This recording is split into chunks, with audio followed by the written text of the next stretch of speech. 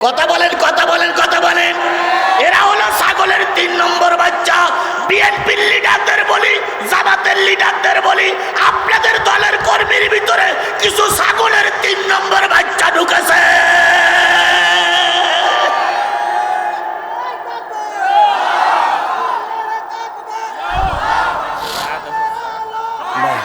মাঝে মাঝে একটু পানি দেবে না? কয় নম্বর বাচ্চা? বাংলাদেশ জাতীয়তাবাদী দলের ভাইস চেয়ারম্যান তারেক জিয়াকে ধন্যবাদ জানাই। তিনি বলেছেন বিএনপির ভিতরে কোনো পরগাছা থাকতে পারবে না, যাদের কারণ বিএনপির সম্যক ক্ষতি হচ্ছে, কি বলে বিএনপির মান সম্মানের ক্ষতি হচ্ছে, তারা থাকতে পারবে না। বাংলাদেশ জামাত ইসলামের আমির বলেছে যারা চাঁদাবাজি করবে, দুর্নীতি করবে, তাদের ঠ্যাং ভেঙে পুলিশের কাছে ধরিয়ে দেবেন। তাহলে দুই দলের ঘোষণা একই, তাহলে চাঁদাবাজি করতেছে কারা?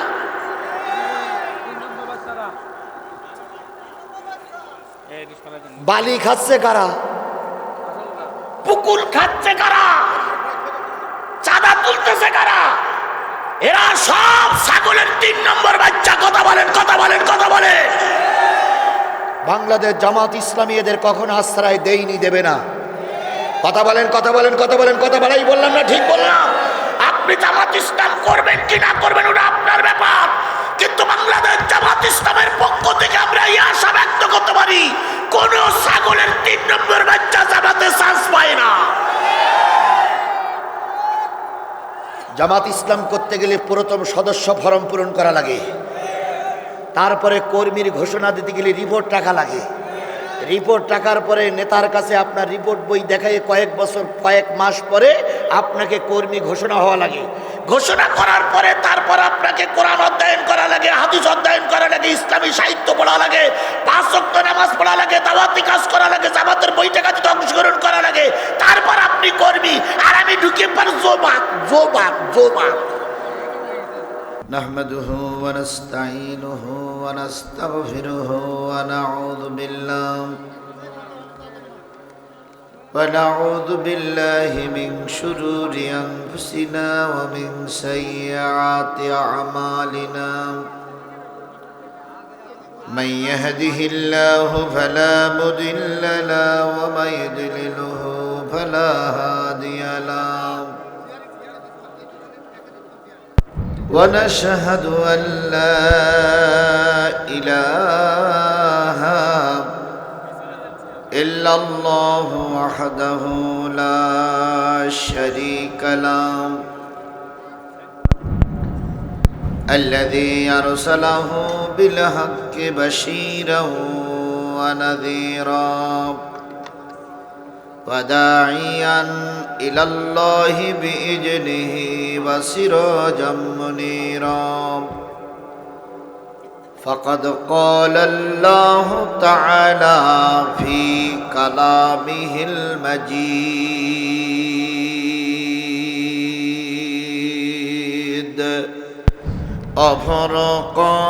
وفرقانه الحميد.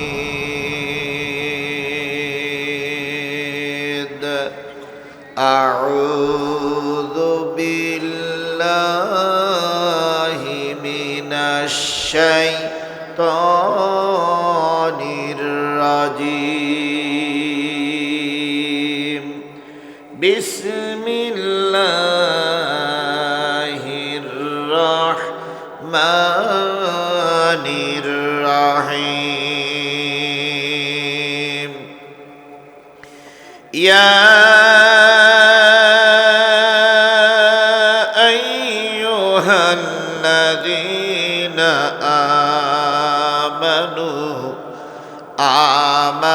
اركعوا واسجدوا واعبدوا ربكم وافعلوا الخير لعلكم تفلحون.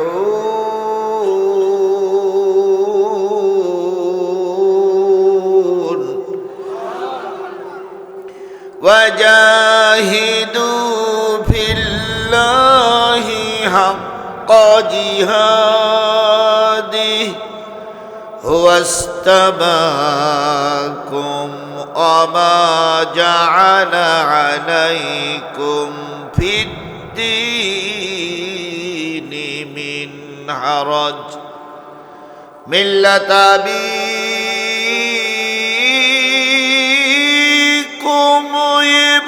إبراهيم هو سماكم المسلمين من قبل وفي هذا ليكون الرسول شهيدا عليكم وتكونوا شهداء على الناس فأقيموا الصلاة وآتوا الزكاة واعتصموا بالله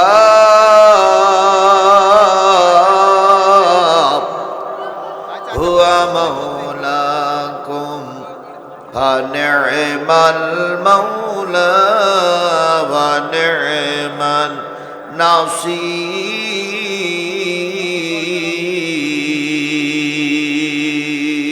النصير صدق الله المولانا العظيم إن الله وملائكته يصلون على النبي يا أيها الذين آمنوا صلوا عليه وسلموا تسليما اللهم صل على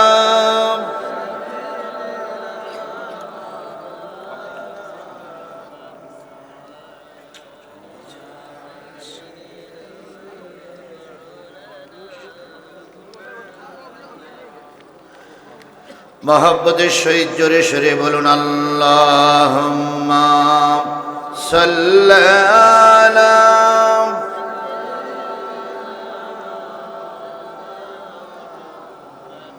وعلى آل حبيبنا لا إله إلا الله جوري لا ইলাহা আরো জোরে লা ইলাহা লা ইলাহা লা ইলাহা লা ইলাহা মুহাম্মাদুর রাসূলুল্লাহ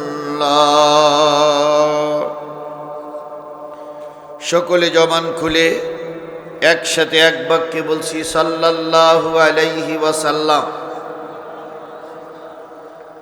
যশোর জেলার মনিরামপুর উপজেলার শৈলী কেন্দ্রীয় জামে মসজিদ প্রাঙ্গণে অনুষ্ঠিত হচ্ছে পঞ্চম বার্ষিকী একদিন ব্যাপী তাফসিরুল কোরআন মাহফিল।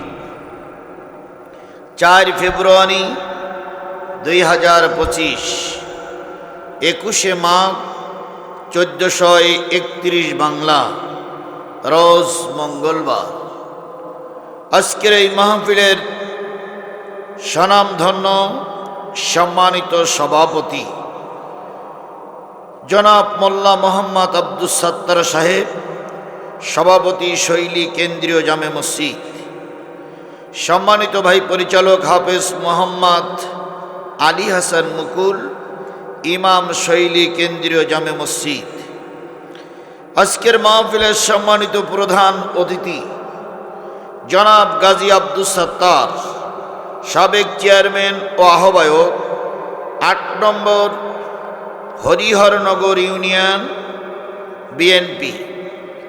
আজকের এই মাহফিলের বিশেষ অতিথিবৃন্দ মাওলানা নূর মোহাম্মদ, মাস্টার আতাউর রহমান, আলহাজ মনিরুল ইসলাম সরদার, মোহাম্মদ সিদ্দিকুর রহমান গাজী, সরদার মোহাম্মদ আলমগীর হোসেন সহ আজকের এই মাহফিলের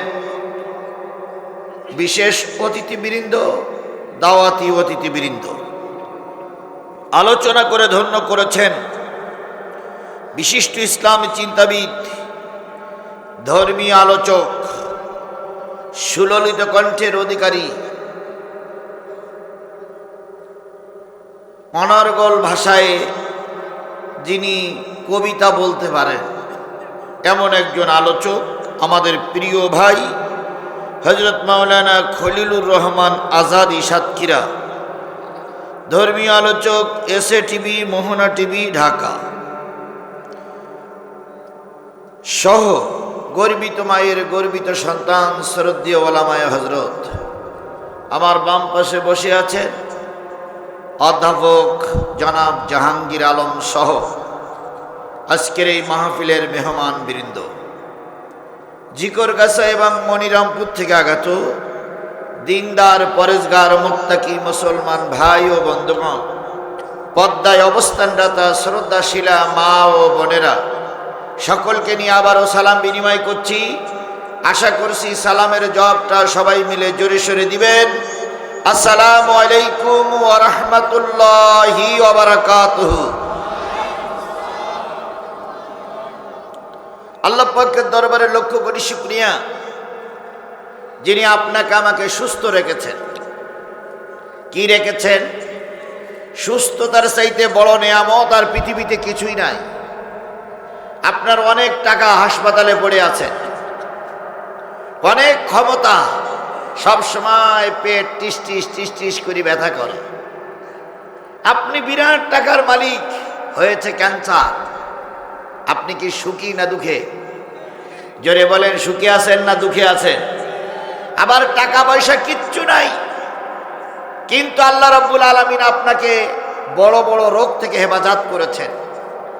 জেনে নিয়েন, আপনি এই মানুষদের ভিতরে সবচেয়ে সুখী মানুষ। আল্লাহ পাক বড় বড় রোগ থেকে আপনাকে আমাকে হেফাজত করে আজকের এই মাহফিল পর্যন্ত আসার তৌফিক দান করেছেন। এই জন্য মালিকের দরবারে কারোর জবান বন্ধ থাকবে না, সকলে মিলে বলছি আলহামদুলিল্লাহ। আরেকটু জোরে বলুন তো আলহামদুলিল্লাহ।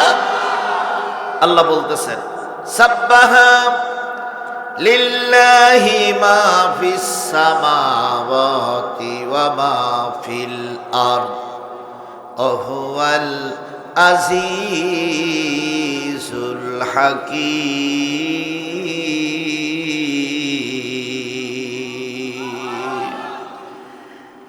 কোরআন তেলাওয়াত শুনলে যারা আল্লাহু আকবার বলবে, আল্লাহ তাদের জান্নাতে যাওয়ার পথ সহজ করে দিবেন। জোরে বলুন আল্লাহু আকবার।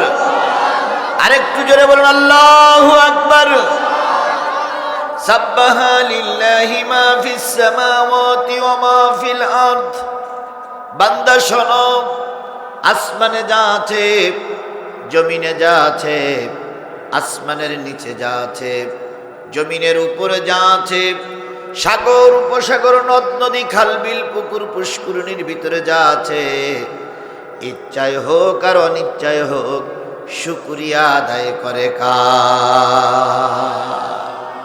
কেবলমাত্র, শুধুমাত্র, একমাত্র মানুষ আল্লাহর শুকরিয়া আদায় করে।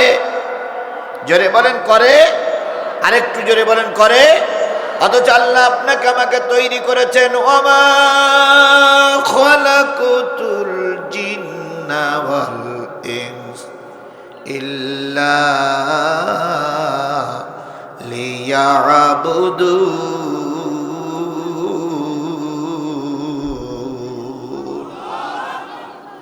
আমি মানুষের জিনকে শুধুমাত্র কেবলমাত্র আমার গোলামি করার জন্য, ইবাদত করার জন্যই তৈরি করেছি। কে বলেছেন?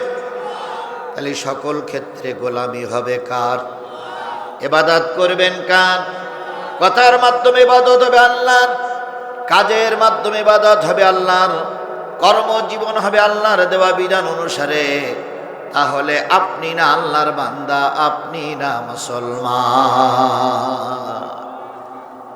একটু যদি কেউ ক্ষমতার মুখ দেখতে পায় রে ভাই, তার অহংকারের জ্বালা দেখে শুনে মনে হয় আল্লাহর উপরে মনে হয় ইনি উঠে গেছে। ক্ষমতায় চেয়ারে বসেই অহংকারের সুরে বলে ভাতে মারবো, পানিতে মারবো, তারপরে বলে চুবাইয়ে চুবাইয়ে মারবো। অথচ একবারও সে জানে না যে দুপুরবেলার বিরিয়ানি ভাত আমার কপালে আছে না নাই। অনেক চেষ্টা করি, বিরিয়ানি ভাত রান্না হয়েছিল না, খাবে, আরাম করবে, ছাত্রদের মারবে, বিরিয়ানি ভাত খাবে, আল্লাহ বললে এই বিরিয়ানি তোর কপালে নাই। কথা কি ঠিক না বেঠি? সুতরাং সকল ক্ষেত্রে শুকরিয়া আদায় করবেন কাজ।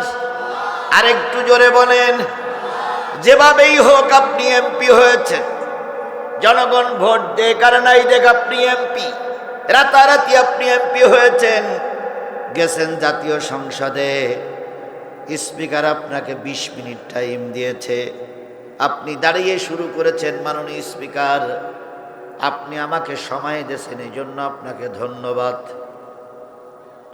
স্মরণ করছি সর্বকালের সর্বশ্রেষ্ঠ বাঙালি, জাতির পিতা মরহুম মুজিবুর রহমানকে, স্মরণ করছি জাতির মানুষ কন্যা শেখ হাসিনাকে, স্মরণ করছি আমার এলাকার মানুষদেরকে, ভোটারদেরকে। এভাবে করতে করতে করতে করতে 19 মিনিট চলে গেল। 1 মিনিট এলাকার কিছু কাজের কথা বলে উনি চলে আসলেন। 20 মিনিটের কথার ভিতরে একটা বারের জন্য আল্লাহর নামটা মুখে উচ্চারণ করতে পারলেন না। যেভাবেই হোক আমি ক্ষমতায় এসেছি, আলহামদুলিল্লাহ, আল্লাহ তুমি আমাকে ইজ্জত দিয়েছ। যদি প্রকৃত ভোট হইতো, মেম্বারে হয়তো পাশ করতে পারতাম না, যে কায়দায় হোক এমপি হয়েছি, আলহামদুলিল্লাহ বলা দরকার ছিল, বলল না। মঞ্চে কিছু দালালদের নিয়ে বিরাট ফুলের মালা তৈরি করে এত ফুলের মালা গলায় পরানো হলো, ফুলের মালার সাবে পায়খানা হয়ে গেল। তারপরেও কয় আমি তো নেতা। আর আমরা কিছু দালাল আছি, নেতা কান পাইছি ভাই আব্দুল কাদের দুলাভাই। দুলাভাইয়ের চরিত্র ফুলের মতন পবিত্র। দুলাভাই আছে যেখানে, আমরা আছি সেখানে। দুলাভাই গেছে কবরে, তোমরা কেন উপরে? আপা ছিল যেখানে, তোমরা ছিলে সেখানে।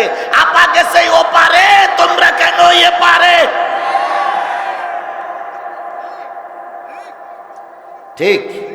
আচ্ছা, ঠিক হলি ঠিক, না হলেও ঠিক। বিরাট ফুলের মালা পরলেন, কাকে ভুলে গেলেন? আরো জোরে বলেন, কাকে ভুলে গেলেন?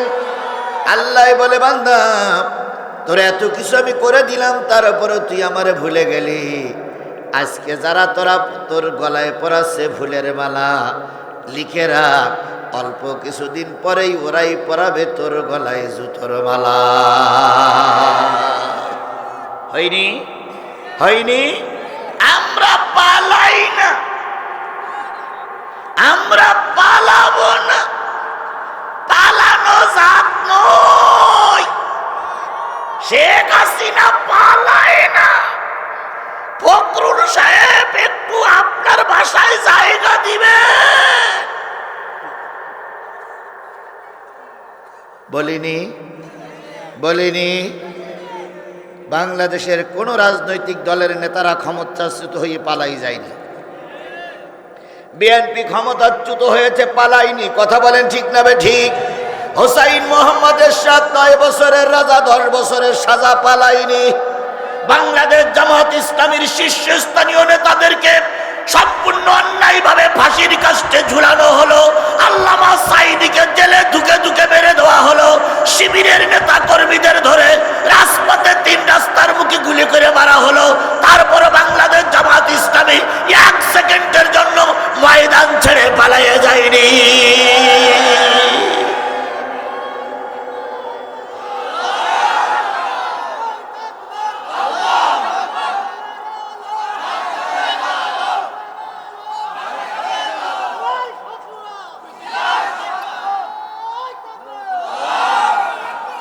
আর ওনারা আপনারা প্রায় বলতেন আমরা পালাই না, পালাবো না।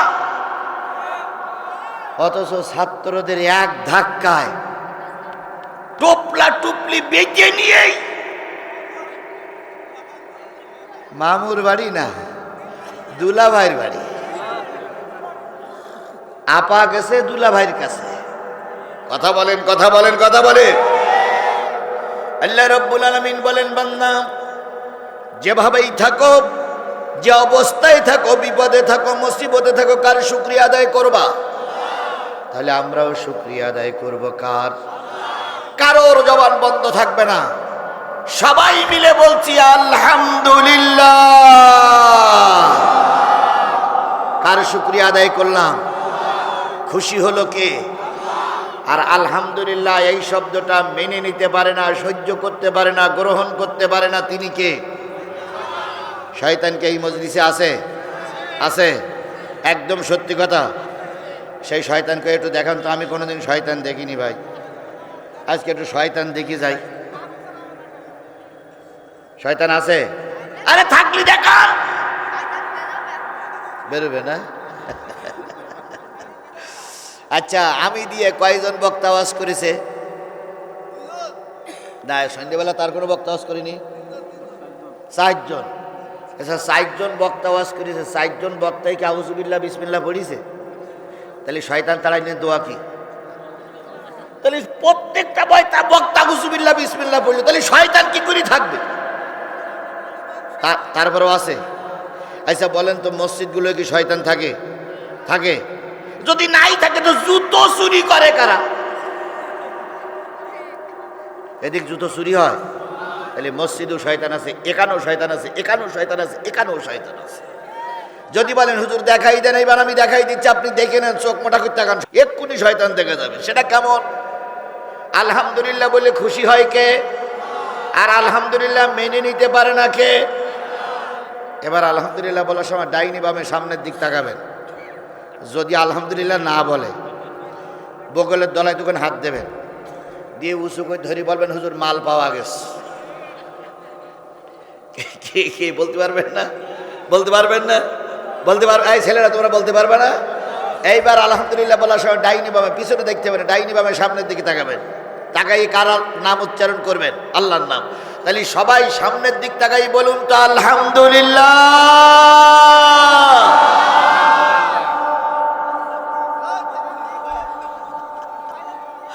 আছে?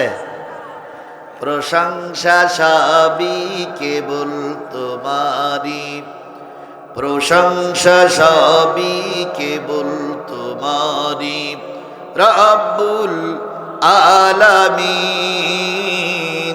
দয়াল মেহেরবান করুণায় ভুরান, দয়াল মেহেরবান করুণায় ভুরান, আর কেউ নাই তুমি মালিক শেষ বিচারের দিন,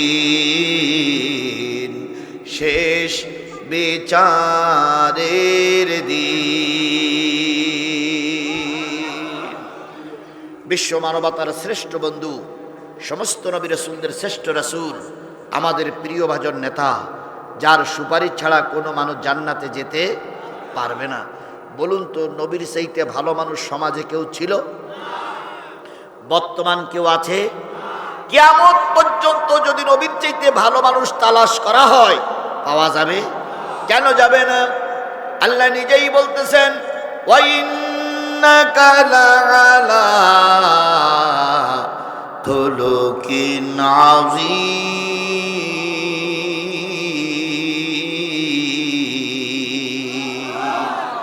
ওগো নবী, পৃথিবীতে যত মাখলুক এসেছে, পৃথিবীতে যত সৃষ্টি এসেছে, সকলের ভিতর থেকে আমি আপনাকে মহান উত্তম চরিত্রের অধিকারী বানায়ে পাঠিয়েছি।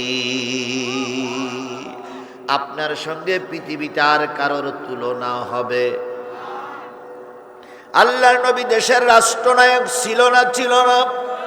তাহলে আমাদের পৃথিবীতে যত রাষ্ট্রনায়ক হয়েছে, অনেক রাষ্ট্রনায়কের সঙ্গে আমার নবীর কি তুলনা করা যাবে? আমাদের পার্শ্ববর্তী একটা দেশ আছে, নাম তার ভারত। কি দেশ? আমাদের সেইতে ওদের দেশটা বড় না ছোট? ওদের সোলজার বেশি না কম? ওদের পারমাণবিক অস্ত্র আছে না নাই? সব কিছু ওদের আছে। ওদের পারমাণবিক অস্ত্র আছে, মারণ অস্ত্র আছে, ক্ষেপণাস্ত্র আছে, সৈন্য আছে, বিরাট একটা দেশ। কিন্তু ওই দেশটার টার্গেট ক্ষমতায় বসে কিভাবে অন্যের দেশ দখল করবে। এই জন্য প্রায় বলে, বারবার বলে, দিনাজপুর দখল করে নেব, চট্টগ্রাম দখল করে নেব, চাঁপাইনবাবগঞ্জ দখল করে নেব। বলে না, বলে না, বলে না? কারণ সে গায়ের ক্ষমতা দেখায়, কিন্তু সে জানে না খোদার কসম বাংলাদেশের 1 ইঞ্চি জায়গা তার মতন লোকের দখল করা সম্ভব না।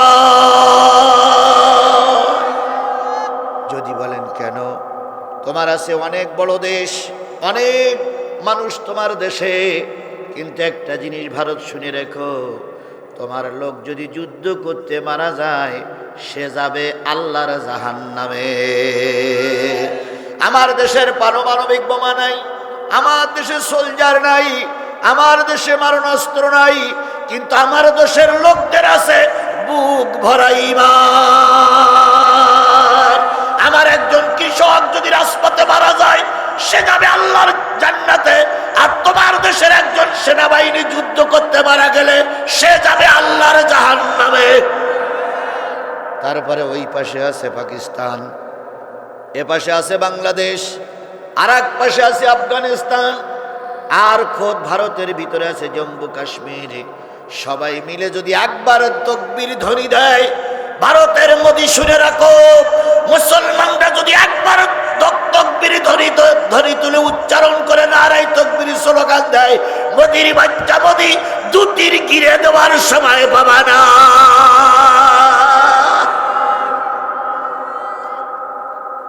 মোদির সঙ্গে কথা হচ্ছে ডাক্তার মোহাম্মদ ইউনূসের। তা মোদি বলতেছে, শেখ হাসিনা আমার কাছে বস করে পারিনি, লড়াই করে পারিনি, আর আপনি এত সাহস কোথার থেকে পাচ্ছেন? ডাক্তার মোহাম্মদ ইউনূস বলতেছে, শেখ হাসিনা ছিল তো আপনার স্ত্রী, ওরে যা বলেছেন ও তাই করেছে, কিন্তু আমি তার আপনার ঘরের বউ না। কি কথা বলেন, কথা বলেন, কথা বলেন? আমি তার আপনার ঘরের বউ না যে আপনি আমার যা বলবেন তাই শুনতে হবে। তখন বলতেছে, আমার দেশে 130 কোটি মানুষ বসবাস করে আর আপনার মাত্র 18 কোটি, ঘটনাটা কি? ইউনূস সাহেব তখন বলতেছে, শেখ হাসিনায় গর্ব করে বলেছিল তিনি ক্ষমতার থেকে নামবেন না। যখন পুলিশ ডিপার্টমেন্টের হেড যখন শেখ হাসিনার কাছে ফোন দিয়ে বলতেছে, ম্যাডাম আর মনে হয় পারা সম্ভব নয়, শেখ হাসিনা তখন বলতেছে, বন্দুকের গুলি কি ফুরায় গেছে? তখন পুলিশ ডিপার্টমেন্টের হেড বলতেছে, ও প্রধানমন্ত্রী, পুলিশের গুলি ফুরায় যায়নি, তবে আমরা ময়দানে যদি একজনের গুলি করে মারি সেই জায়গায় আরো 60 জন এসে দাঁড়াইয়ে যায়। একজন মারা গেলে কয়জন দাঁড়ায়? জোরে বলেন, কয়জন দাঁড়ায়? আর এখন আমি লক্ষ্য করতেছি আপনার সঙ্গে যুদ্ধ চলবে চলবে ভাব, যুদ্ধ ললল শুরু হবে শুরু হবে ভাব। এমত অবস্থায় দেখতেছি একজন যদি মারা যায় সেই জায়গায় 40 জন দাঁড়িয়ে যাবে। ভয় দেখায় লাভ নাই, বেশি বাকবাকুম করলে দুটির গিরে দেওয়ার সময় পাবা না। ভারত চিন্তা করতেছে এর সঙ্গে আর হবে না। ঘর সংসার করা যদি মজা না লাগে যে ভাই, তাহলে মুসির মেয়ের সঙ্গে ঘর সংসার করা যায় না। আর ঘর সংসার করে যদি মজা লাগে তাহলে রানীর সঙ্গে ঘর সংসার করে মজা পাওয়া যায়। কিন্তু এ চিন্তা করতে এদের দ্বারা এর সঙ্গে আর ঘর সংসার করা যাবে না, কারণ আগের দ্বারা যা বলছে তাই শুনেছে। আমার ভাইয়েরা, তাহলে ওদের টার্গেট হলো দেশ দখল করা। কথা বলেন ঠিক না বে ঠিক? আর আমাদের দেশের একজন ছিলেন, তার টার্গেট ছিল আমার ক্ষমতা চাই, যত মানুষ মরে মরুক, আমার কি চাই? এই বছর জোরে বলেন, আমার কি চাই? আরো জোরে বলেন, কি চাই? প্রথম দিন ছাত্ররা ময়দানে নামলো, গুলি করলো। দ্বিতীয় দিন ছাত্ররা ময়দানে নামলো, গুলি করলো। কয়েকদিনের মাথায় আবু সাইদ শাহাদাত বরণ করলো। ময়দান পরিষ্কার হওয়ার পথে পুলিশের সঙ্গে সাবেক প্রধানমন্ত্রীর কথা হচ্ছে, বলতেছে ম্যাডাম আর মনে হয় পড়া গেল না, কয় গুলি চালা, যত লাশ পড়ে পড়ুক, আমার ক্ষমতা চাই, ক্ষমতা চাই, ক্ষমতা চাই। হঠাৎ করে সেনাবাহিনীর প্রধান যেই হাজির, ওয়াকারুজ্জামান, ম্যাডাম সময় কিন্তু খুবই কম, তাড়াতাড়ি তৈরি হইতে হবে। বলো কি, এত বন্দুক, এত গুলি, এত সেনাবাহিনী, এত বিজিবি, এত র্যাব, তারপর আবার কুকুরের মতন পালাই যে বলো কি? সেনাবাহিনীর প্রধান বলতেছে ম্যাডাম গোটা বাংলাদেশের সব জেলাতে পিঁপড়ার মতন লাইন দিছে, তারা সাবাক পর্যন্ত আইছে, 45টা মিনিট কোন রকম পাওয়া যেতে পারে। 45 মিনিটের ভিতরে টপলা টুপলি যদি না গোছান, আলু ভর্তা করে ফেলবে। তখন সাবেক প্রধানমন্ত্রী বললেন আমার বিরিয়ানি। তখন নেত্রী যে রান্না করছিল ও বলছিল ম্যাডাম বিরিয়ানি আর কপালে নাই। তাহলে এর চাহিদা ছিল ক্ষমতা, ভারতের চাহিদা হলো দেশ দখল। পক্ষান্তরে আমার নবীর দিকে যান, আমার নবী এই পৃথিবীতে এসেছিলেন কোন মাসে? এই কথা বলেন, কথা বলেন, কোন মাসে? রবিউল আউয়াল মাসে নবীজি এসেছিলেন, রাতে না দিনে? এই কথা বলেন, রাতে না দিনে? তখন রাতও নয়, দিনও নয়, রাত এখনো শেষ হয়ে যায়নি, সূর্যের মুখ এখনো মাথা উঁচু করে দাঁড়ায়নি। এমত অবস্থায় আমেনার ঘরে বিশ্বের সর্বশ্রেষ্ঠ মানুষটি, আল্লাহর নবী, বিশ্বের সর্বশ্রেষ্ঠ মানুষটি আমেনার কুড়িয়ে ঘরে তিনি জন্ম নিলেন। আমেনা বলেছেন নবীকে নিয়ে আমি যখন পেটে নিয়ে ঘুমাইতাম, রাতের বেলায় ঘুম ভেঙে যেত, ঘুম থেকে জেগে দেখতাম আকাশে তারা আর চাঁদ খেলা করতেছে। তার মানে রাতের অন্ধকারে ঘরে শুয়ে আকাশের তারা আর চাঁদ দেখা যেত। যে ঘরে শুয়ে, সেই ঘরে কি ছিল না? চাল ছিল না, ছাদ ছিল না। ওই ঘরে জন্ম নিলেন বিশ্বের সর্বশ্রেষ্ঠ মানুষটি, সুবহানাল্লাহ বলেন। আমেনা বর্ণনা করেছেন দক্ষিণ দিক থেকে একটু জোরে বাতাস আসলে দক্ষিণের বেড়াগুলো ভেঙে যেত, উত্তর দিক থেকে একটু জোরে বাতাস আসলে উত্তরের বেড়াগুলো ভেঙে যেত। এমন একটা জীর্ণ শীর্ণ ঘরে পয়দা নিলেন আমার নবী। নবী যখন আসলেন গোটা আরব দেশে একটা কম্পন সৃষ্টি হলো। নবীজি এসেছেন, অনেকে আনন্দ করলো। উম্মে হানির বাড়ি ছিল নবীজির বাড়ির পাশে। উম্মে হানি এসে দেখে আল্লাহর নবীর ঘরে, আমেনার ঘরে কোনো আলো নাই। ও ভাবিজান, নবীজি মোহাম্মদ জন্ম নিয়েছে, আলো নাই কেন? আমেনা কেঁদে কেঁদে বললেন, উম্মে হানি বোন আমার ঘরে এমন একটা শিশু জন্ম নিল, তার আগমনে একটু আলো জ্বালাবো, এমন আলো লণ্ঠনে তেল নাই। উম্মে হানি বলেন আমি নবীকে কোলে তুললাম, মুখের থেকে কাপড়টা সরাই দিলাম, দেওয়ার সাথে সাথে চেহারায় যে আলো হয়েছে, সেই আলোয় অন্ধকার ঘরটা আলোকময় হয়ে গেছে। উম্মে হানি বলেন আমি চাঁদের মতন এই ফুটফুটে সন্তানটার গালে চুমা দিলাম। দুই গালে চুমা দিয়ে একটু আমার চোখ দিয়ে খেয়াল করে দেখি ছোট্ট মুহাম্মাদের ছোট্ট দুটো ঠোঁট বিড় বিড় বিড় বিড় বিড় বিড় করে নড়তেছে। উম্মে হানি বলেন আমি নবীকে বুকের ভিতরে জড়ে গালের ভিতরে চুমা দিয়ে বললাম, বাজার জন্মের পরেই তুমি ঠোঁট নাড়িয়ে কি বলতেছ আমি তো বুঝতে পারি না।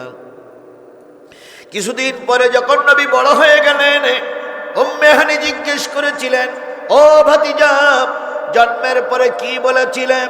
নবীজি বলেছিলেন, ফুফি আম্মা জন্মের পরে বলেছিলাম, রব্বি হাবলি উম্মতি, আয় আল্লাহ আমার গুনাহগার উম্মত গুলোরে মাফ করে দাও। তাহলে নবী জন্মের পরে কাঁদলেন কাদের জন্য? আপনারা কি সেই উম্মত? এই কথা বলেন, আপনারা কি সেই উম্মত?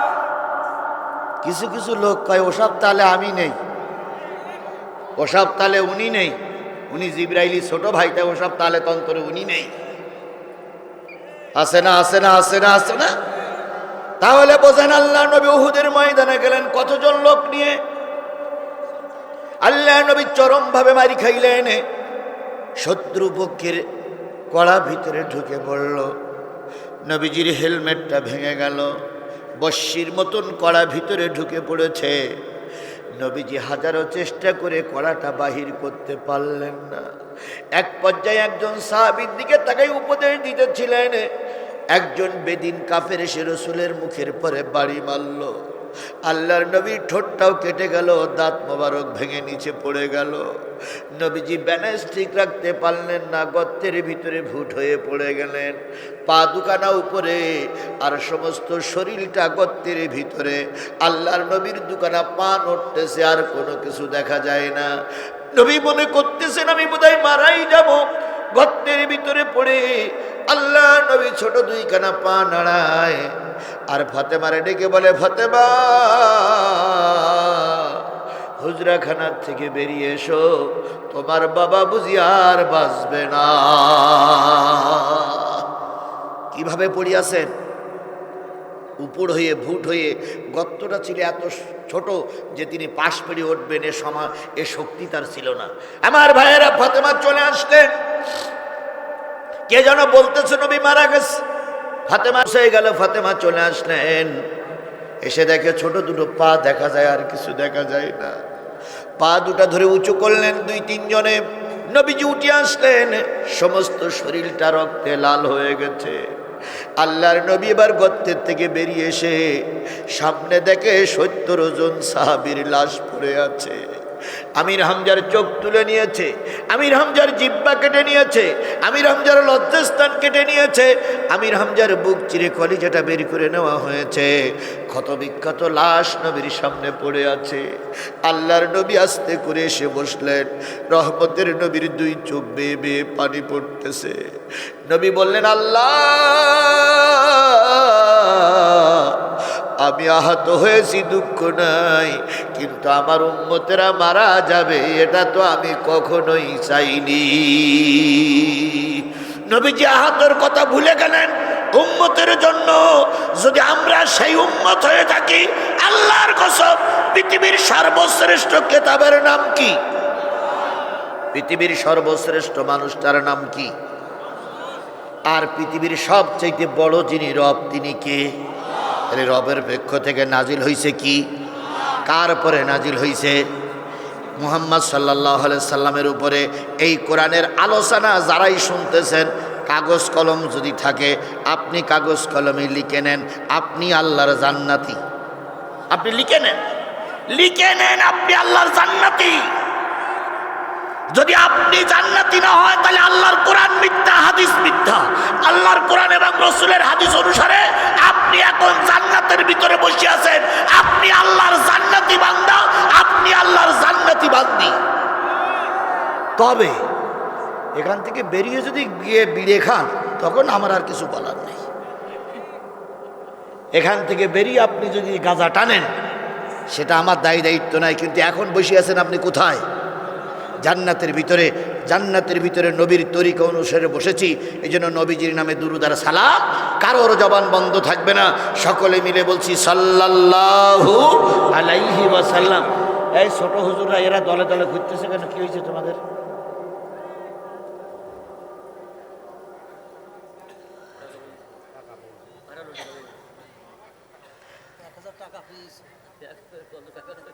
মাশাআল্লাহ, এরাই হলো শাহজালালের উত্তরসূরি।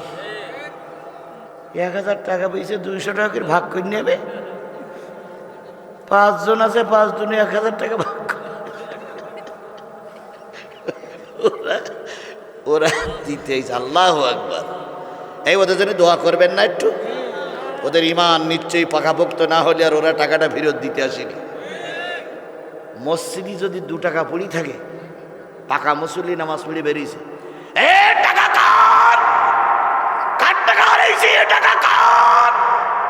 ভিতরে 77 জনের নামাজ নষ্ট। পরে রক্তে পড়েছে 50 টাকার একটা নোট।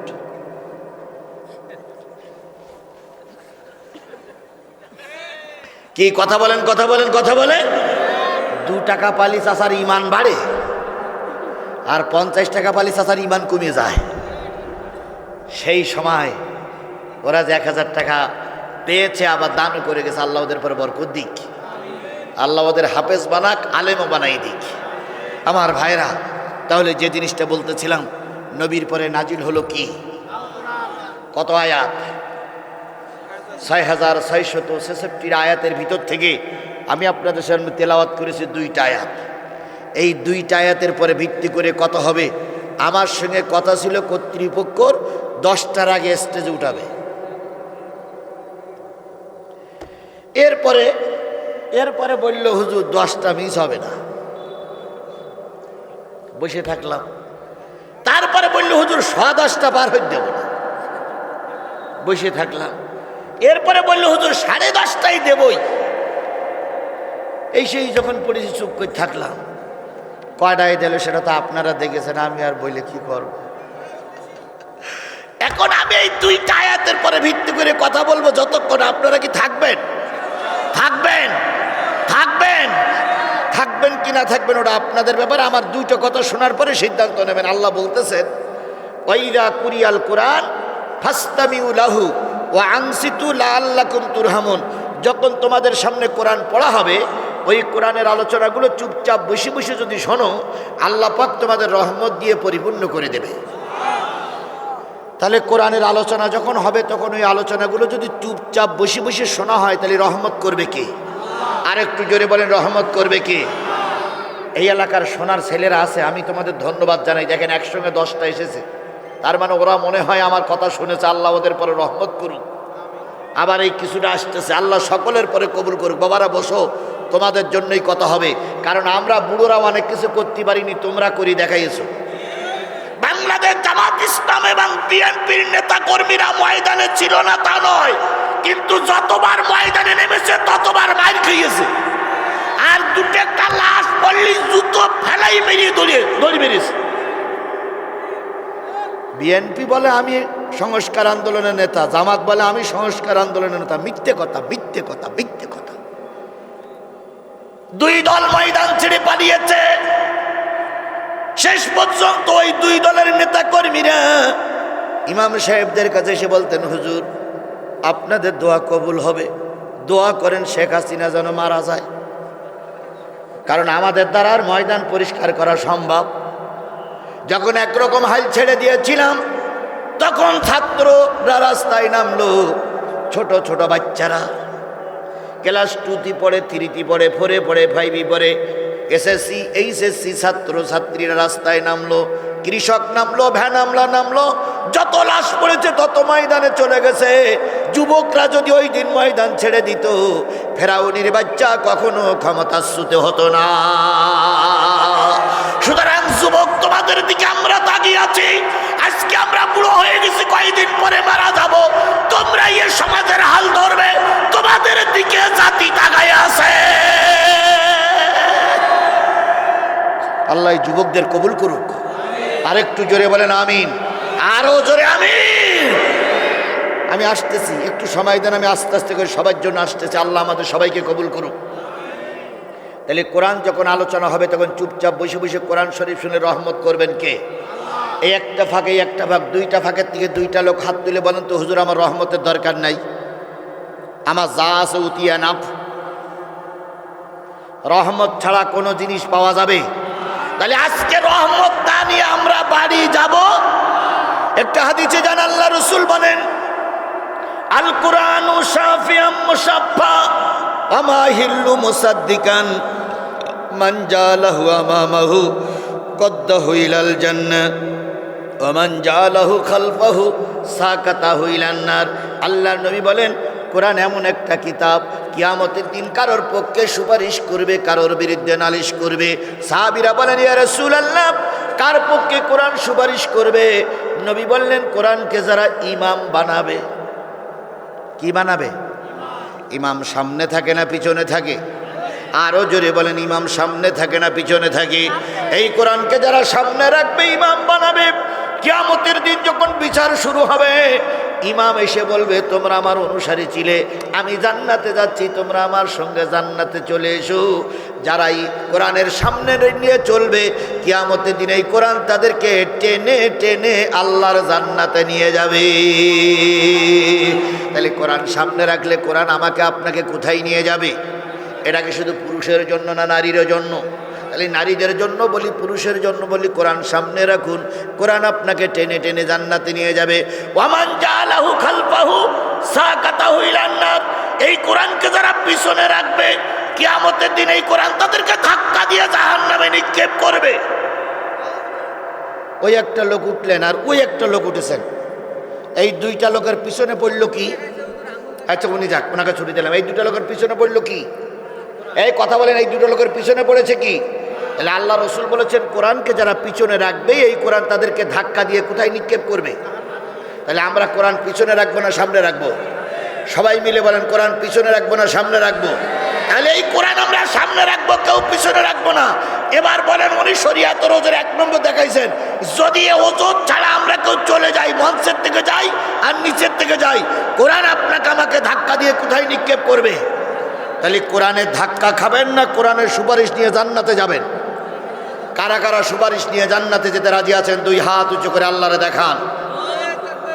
সমাধান চাও যদি জীবনে মরণে, ফিরে যাও খুঁজে নাও চোখ রাখো কোরআনে। সমাধান চাও যদি জীবনে মরণে, ফিরে যাও খুঁজে নাও চোখ রাখো কোরআনে। এ বাণী সকলের নয়, শুধু মুমিনের, যারাই চলবে মেনে ফল পাবে কোরআনের। ঘরে বলো কিংবা রাষ্ট্রে বলো, অশান্তি দূর করে শান্তি আনে। সমাধান ও সমাধান চাও যদি জীবনে মরণে, ফিরে যাও খুঁজে নাও চোখ রাখো কোরআনে। সেই কোরআনের মাহফিল আল্লাহ আপনাকে আমাকে কবুল করুক। সূরা হজের কয়টা আয়াত পড়েছি? ইয়া আইয়ুহাল্লাযীনা আমানু রুকউ ওয়াসজুদু ওয়া'বুদু রাব্বাকুম ওয়াফআলুল খায়রা লাআল্লাকুম তুফলিহুন।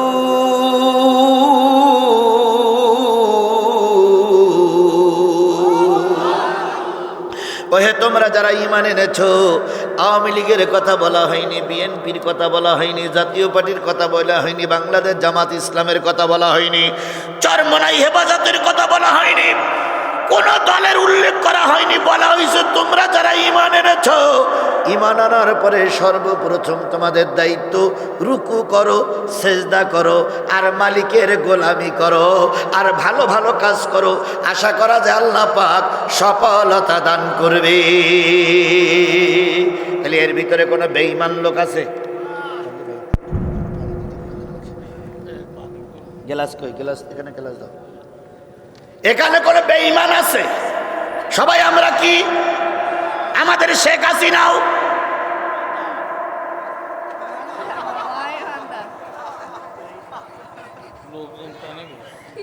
শেখ হাসিনা ইমানদার নয়? এই কথা বলেন, শেখ হাসিনা ইমানদার নয়? তিনি নিজেই বলতেন, তার লোকজন বলতো উনি সকালবেলা উঠে কি খোঁজে? যায় নামাজ খোঁজে আর কোরআন শরীফ খোঁজে। তারপরে দৈনিক 30-40 রাকাত তাহাজ্জুদ নামাজ পড়ে। তাহলে যে ব্যক্তি 30-40 রাকাত তাহাজ্জুদ নামাজ পড়ে, যায় নামাজ খোঁজে, কোরআন শরীফ পড়ে, সে ব্যক্তি ইমানদার নয়? এই কথা বলেন, সে ব্যক্তি ইমানদার নয়? যতদিন পালাই গেছিল, পালাই না গেছিল, ততদিন মনে করতাম ইমানদার। পালাই যাবার পরে বুঝলাম ভণ্ড ভণ্ড ভণ্ড ভণ্ড ভণ্ড। যদি বলেন কেন, কি করে বুঝলেন হুজুর ভণ্ড? ছাত্ররা যখন গণভবন দখল করলো, হাঁস পাওয়া গেল, মুরগি পাওয়া গেল, ছাগল পাওয়া গেল, কসুর মুখী পাওয়া গেল, রাজহাঁস পাওয়া গেল, ঘোড়া পাওয়া গেল, ভেড়া পাওয়া গেল, চাল কুমড়ো পাওয়া গেল, কিন্তু কোরআন শরীফ আর যায় নামাজ। হ্যাঁ ঠিক ঠিক, আসলে আপনি ওর সঙ্গে ছিলেন। হ্যাঁ ঠিক, ওয়াজ মুখস্থ। সাংবাদিকরা ওদের লিডারের কাছে জিজ্ঞেস করলো, তোমাদের নেত্রী বলতো 30-40 টাকা তাহাজ্জুদের নামাজ পড়ে, আর তোমরা নাকি 5 ওয়াক্ত নামাজই, তো সে কোরআন শরীফ আর যায় নামাজটা গেল কই?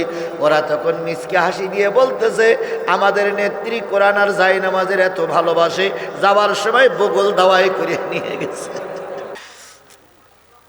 ওদের আর একজন নেতা ছিল শামীম ওসমান। কোন জায়গায় বলেন তো? নারায়ণগঞ্জ। ওইটি প্রথম বলেছিল খেলা হবে, খেলা হবে। তারপরে এক সময় বলেছিল, আমি 5 ওয়াক্ত নামাজ ছাড়া দৈনিক 70-80 রাকাত কি করি? তাহাজ্জুদ নামাজ পড়ি। 70-80 রাকাত তাহাজ্জুদ নামাজ খেলা মনে করেছেন আপনি ভাই? 70-80 রাকাত তাহাজ্জুদ নামাজ পড়তে গেলে অন্তত কতটা সময় লাগে বলেন তো?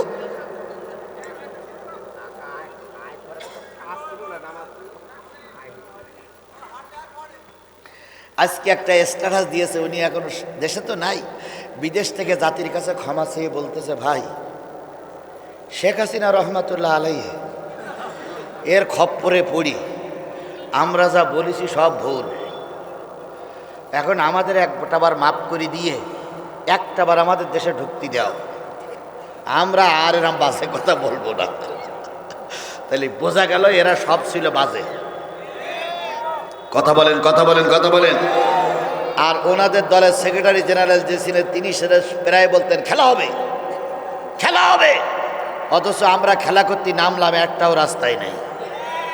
ভালো হয়ে যাও, ভালো হয়ে যাও মাসুদ তুমি, এ কথা কে বলবে আর পালিয়ে গেছে কাদের কেউ জানে না খবর তার, ভালো হয়ে যা,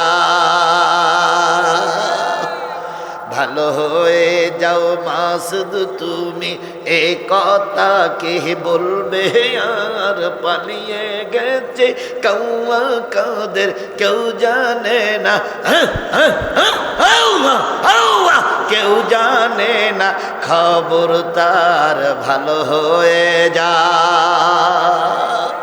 ফখরুল সাহেব আপনার বাসায় কাদের গেছেন, ঠাকুর গায়ের বাসায় আপনি থাকতে তারে দেশেননি, তার সাথে যে হিসাব বাকি, হায় হায়, তার সাথে যে হিসাব বাকি আছে কোটি জনতার, পালিয়ে গেছি কাদের কেউ জানে না,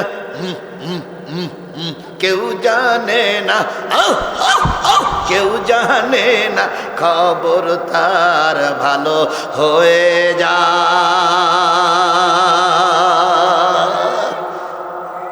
ওরাও ইমানদার, বাংলাদেশ জাতীয়বাদী দলের লোকেরও কি ইমানদার, বাংলাদেশ জামাত ইসলামের লোকেরাও কি ইমানদার।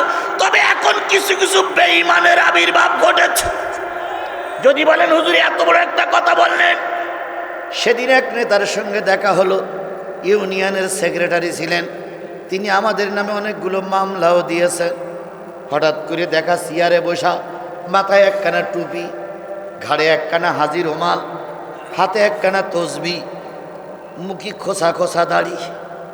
আমার দেখে বলছে জিহাদি ইসলাম আলাইকুম, জিহাদি ইসলাম আলাইকুম। আমি এখন ভালো হয়ে গেছি, বলো জিহাদি।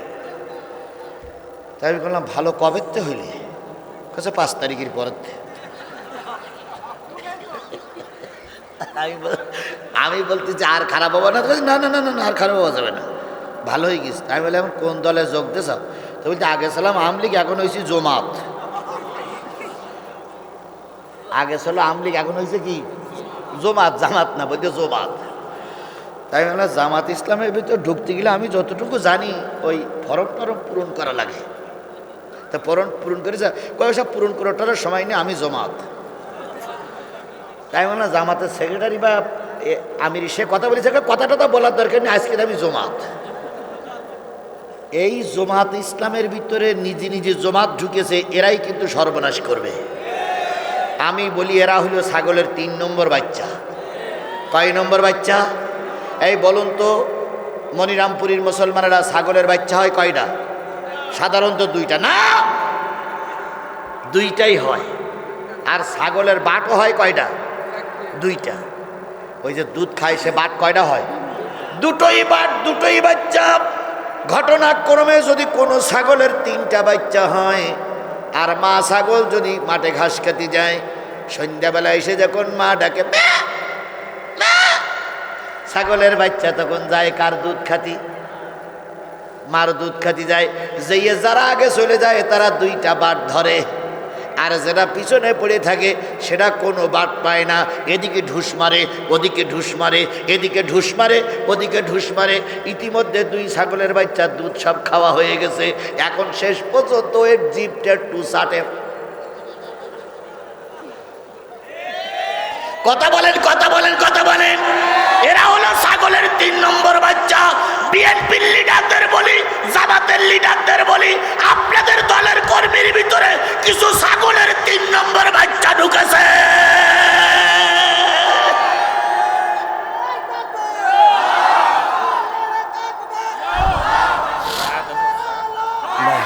মাঝে মাঝে একটু পানি দেবে না? কয় নম্বর বাচ্চা? বাংলাদেশ জাতীয়তাবাদী দলের ভাইস চেয়ারম্যান তারেক জিয়াকে ধন্যবাদ জানাই। তিনি বলেছেন বিএনপির ভিতরে কোনো পরগাছা থাকতে পারবে না, যাদের কারণ বিএনপির ভারত সম্যক ক্ষতি হচ্ছে, ভারত কি বলে বিএনপির মান সম্মানের ক্ষতি হচ্ছে, তারা থাকতে পারবে না। বাংলাদেশ জামাত ইসলামের আমির বলেছে যারা চাঁদাবাজি করবে, দুর্নীতি করবে, তাদের ঠ্যাং ভেঙে পুলিশের কাছে ধরিয়ে দেবেন। তাহলে 2 দলের ঘোষণা একই, তাহলে চাঁদাবাজি করতেছে কারা?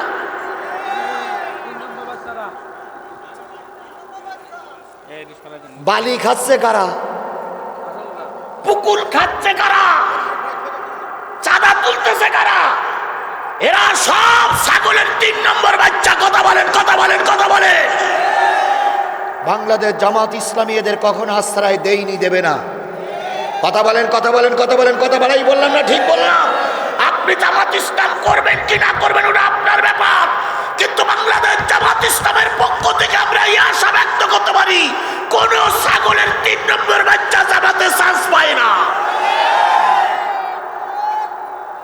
জামাত ইসলাম করতে গেলে প্রথম সদস্য ফরম পূরণ করা লাগে, তারপরে কর্মীর ঘোষণা দিতে গেলে রিপোর্ট টাকা লাগে। রিপোর্ট টাকার পরে নেতার কাছে আপনার রিপোর্ট বই দেখায় কয়েক বছর, কয়েক মাস পরে আপনাকে কর্মী ঘোষণা হওয়া লাগে। ঘোষণা করার পরে তারপর আপনাকে কোরআন অধ্যয়ন করা লাগে, হাদিস অধ্যয়ন করা লাগে, ইসলামী সাহিত্য পড়া লাগে, 5 ওয়াক্ত নামাজ পড়া লাগে, দাওয়াতি কাজ করা লাগে, জামাতের বৈঠকে অংশগ্রহণ করা লাগে, তারপর আপনি কর্মী। আর আমি ঢুকে পার জোবাত জোবাত জোবাত।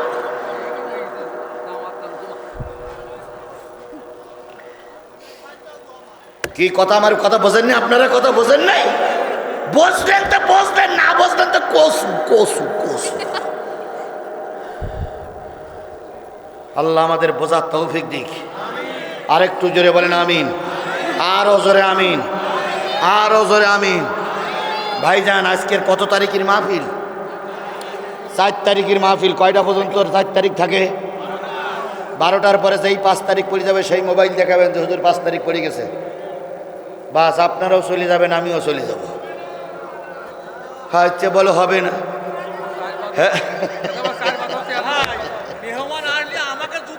হ্যাঁ সেটাই। হুজুর মরে মরুক, অস্ত হোক, হ্যাঁ তার টু মরুক, তার টু মরুক। আচ্ছা যাবো, যাওয়ার দরকার নেই। আবার মুরব্বী উঠলো কেন? মুরব্বী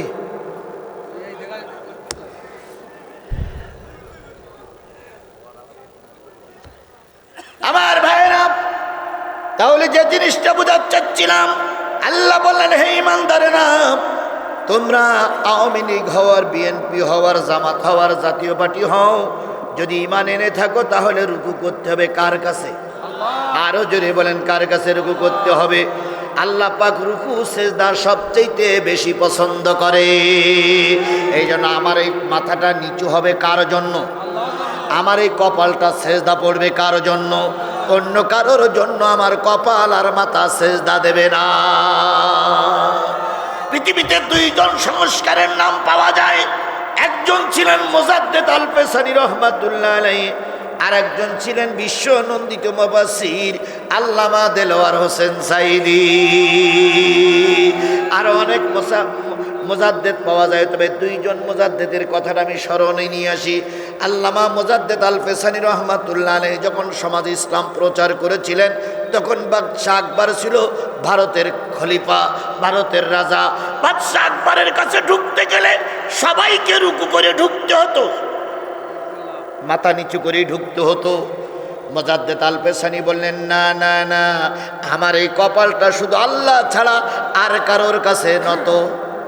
এই কথা বলেন, কথা বলেন, আর কারোর কাছে নত? জোরে বলেন, আর কারোর কাছে নত হবে না। মুজাদ্দেদ আল পেসানির এই কথা শুনে কিছু লোক বাদশাহ আকবরের বিরুদ্ধে খেপে গেল। বাদশাহ আকবর চিন্তা করেন মুজাদ্দেদকে কন্ট্রোল করতে হবে। মুজাদ্দেদকে লোভ দেখালো, হুজুর যদি আপনি আমার বশ্যতা স্বীকার করেন, মন্ত্রী বানিয়ে দেবো, এমপি বানিয়ে দেবো, দেশের ক্ষমতার ভাগ দেবো, দেশের আইন মন্ত্রণালয় দিয়ে দেবো। মুজাদ্দেদ আল পেসানি বললেন, না না না, তোমার ক্ষমতার দরকার নাই, তবে তোমার কাছে কোনো মাথা নত হবে না, মাথা নত হবে আল্লাহর কাছে। আমাদের সমাজে একদল পীর মুরিদ এখন চলছে, তার ভিতরে আছে একদল সুরেশ্বর। তাদগা বক্তব্য হলো নামাজ রোজা কিছু লাগবে না, এমনি এমনি জিকির করলেই বেঁচে যাবা। মন চলেছে সুরেশ্বর, কিসের বাড়ি কিসের ঘর, মন চলেছে সুরেশ্বর, কিসের বাড়ি কিসের ঘর। আইসি ন্যাংটা যাবো ন্যাংটা, আইসি ন্যাংটা যাবো ন্যাংটা, ন্যাংটা হয়ে জিকির কর, জিকির কর। আবার তারপরে দেখবেন কিছু কিছু পীর আছে, মুরিদদেরকে বলে তোরা আমার ঠ্যাং চোষ, আঙুল চোষ। এই পীরিরা, এই যে ভণ্ড পীর আছে, এরা জীবনে কোনোদিন চুল কাটে না। চুলির পরে আর একটা চুল আছে গোপ, তাও কাটে না। গোপের পরে আর একটা চুল আছে, তাও কাটে না।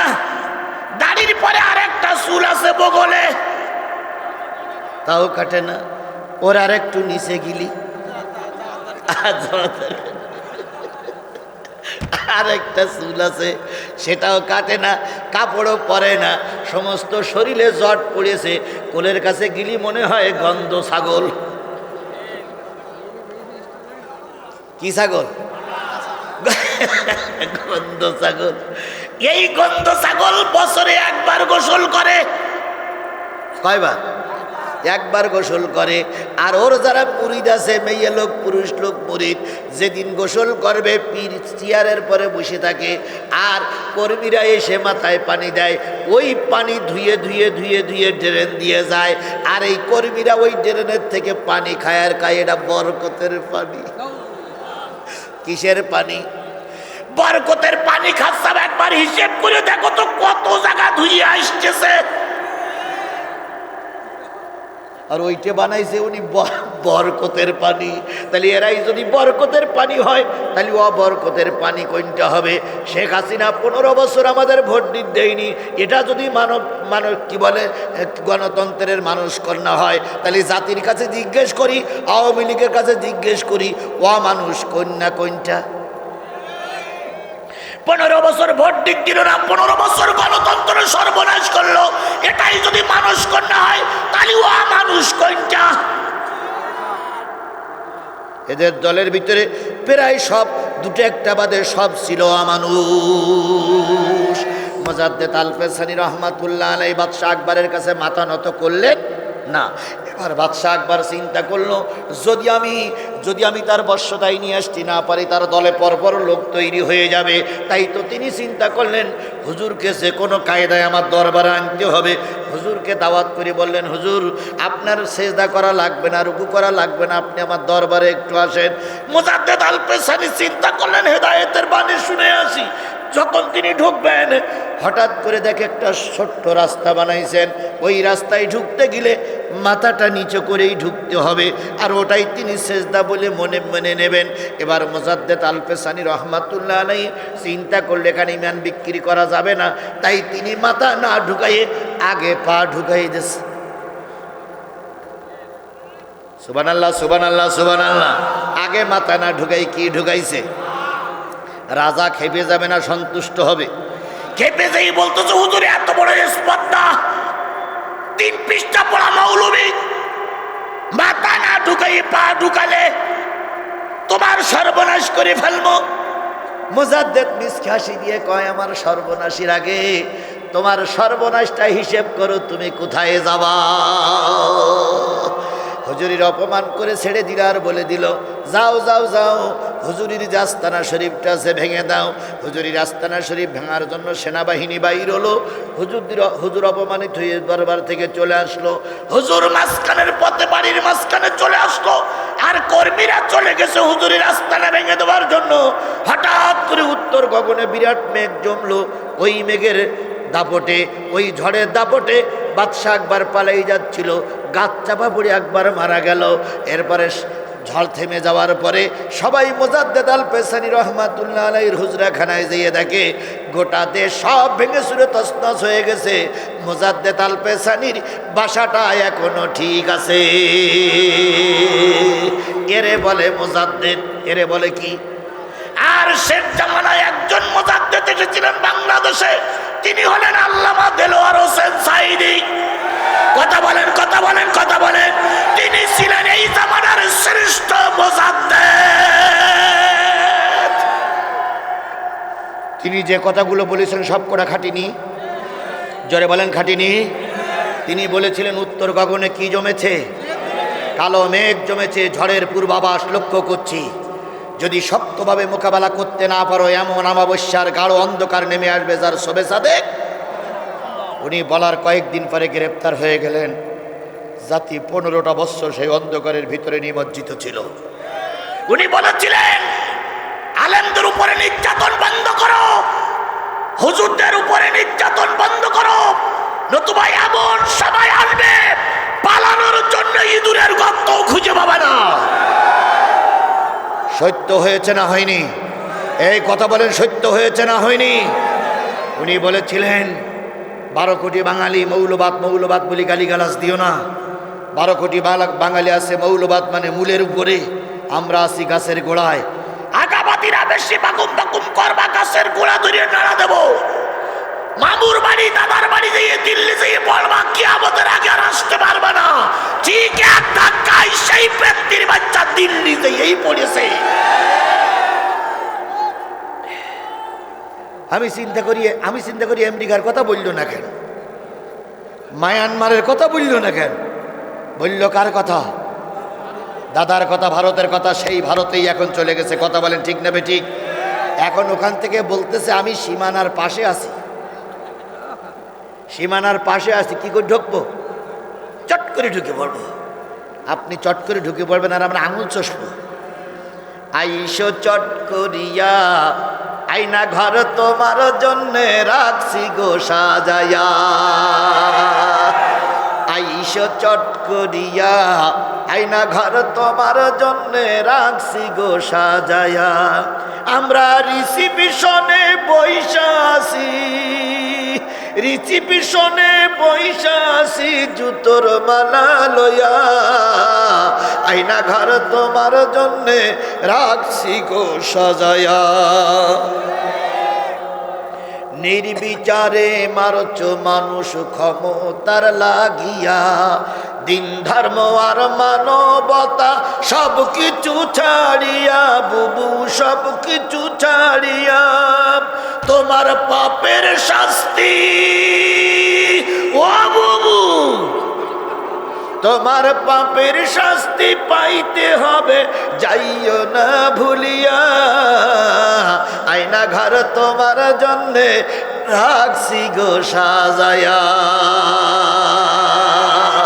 তাহলে শেষ জামানার মোজাদ্দেদ আল্লামা সাঈদী কথা ঠিক নেবে ঠিক? আরো জোরে বলেন কথা ঠিক নেবে ঠিক? এক সময় বাংলাদেশ জামাত ইসলামের 3 জন এমপি ছিল, আওয়ামী লীগ ছিল ক্ষমতায়। ওই সময় আল্লামা সাঈদী দেখলেন যতগুলো এমপি জাতীয় সংসদে ঢোকে প্রত্যেকে মাথা নিচু করে সেজদা করে কুন্নিশ করে ঢুকতে হয়। আল্লামা সাঈদী চিন্তা করলেন এটা স্পষ্ট শিরক। স্পষ্ট কি? স্পষ্ট কি? মুসলমানরা স্পষ্ট শিরকে জড়িত থাকতে তিনি দাঁড়ালেন। মাননীয় স্পিকারকে বলেন, স্পিকার আপনিও মুসলিম, প্রধানমন্ত্রী দাবি করে তিনিও মুসলিম, প্রধানমন্ত্রী দাবি করে তার বাপও মুসলিম ছিল, তাই যদি হয় আমার কপাল আমার মাথা কার কাছে নত হবে? আরো জোরে বলেন কার কাছে নত হবে? সুতরাং আমরা দেখি 300 এমপি আপনার কাছে মাথা নত করে ঢোকে, এটা শিরিক, এটা মেনে নেওয়া যায় না। স্পিকার বললেন, হুজুর আপনার কথাটা আপনি লিখিত জানান। আল্লামা সাঈদী লিখিত দিলেন দলের পক্ষ থেকে। এরপরে ভোটাভুটে গেল, ভোটাভুটে যাওয়ার পরে ভোটের মাধ্যমে আল্লামা সাঈদীর কথা বিজয় অর্জন করলেন। জাতীয় সংসদের গেট ভেঙে ফেলা হলো। সেখান থেকে আজও পর্যন্ত আর কোনো এমপি মন্ত্রীদেরকে মাথা নিচু করে জাতীয় সংসদে ঢোকা লাগে না।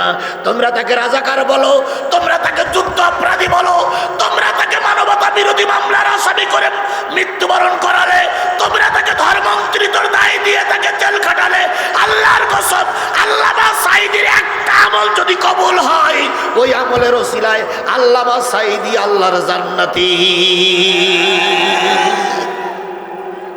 বাংলাদেশে পীরির অভাব নাই, বক্তার অভাব নাই। যেই বক্তাগুলো এখন মঞ্চ কাঁপায় সেই বক্তাগুলো অনেক বক্তাগুলো 15 বছরের মধ্যে মুখ খুলিনি। এই কথা বলেন, কথা বলেন, কথা বলেন। মুয়াজ্জিন সাহেব বলতো, হুজুর সারা দেশের হুজুররা কথা বলে, আপনি কথা বলেন না কেন? তখন বলতো এখন অবস্থা খারাপ। আর এখন তারাই চেয়ারে বসে মসজিদের মেম্বারের বসে এত সাঈদী ভক্ত হয়ে গেছে, দেখলি মনে হয় ওরাই রাজমিস্ত্রি আর আমরা সব জোগাড়িয়ে।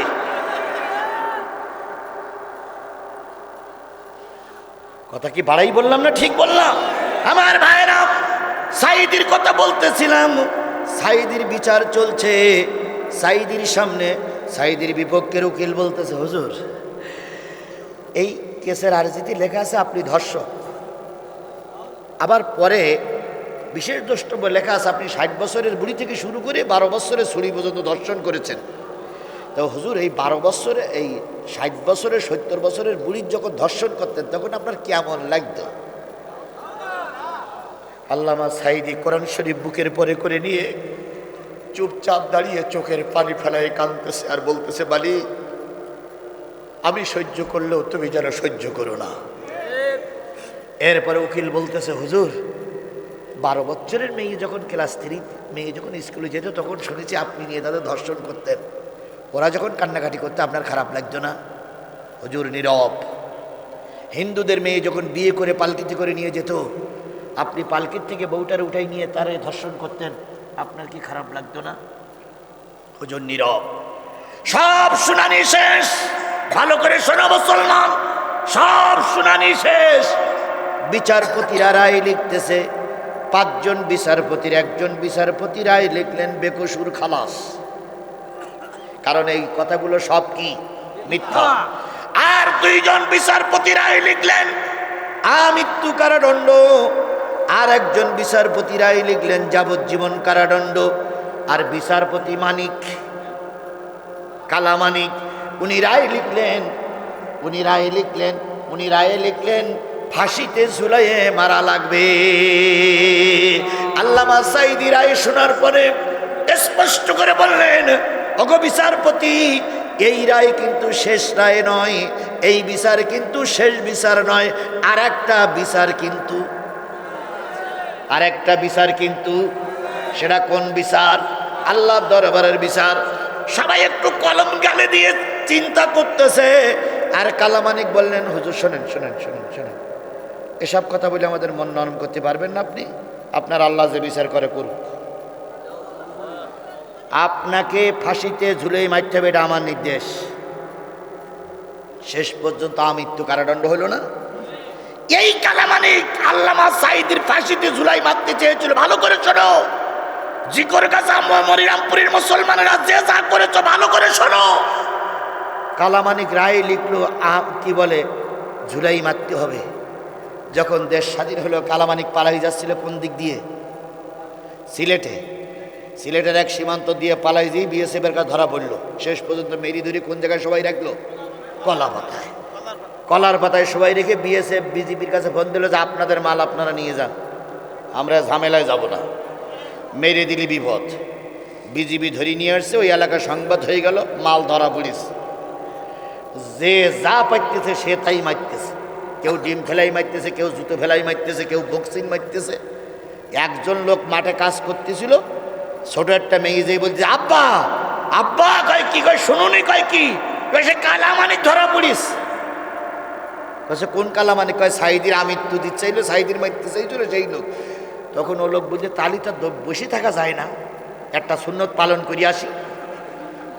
ওর মালকাসা মারা ছিল, মালকাসা বোঝেন তো? মালকাসা মারা ছিল, কাছে ছিল কাশি। ও মাঠের থেকে এসে দেখে বিজিবিরা ধরে রেখেছে।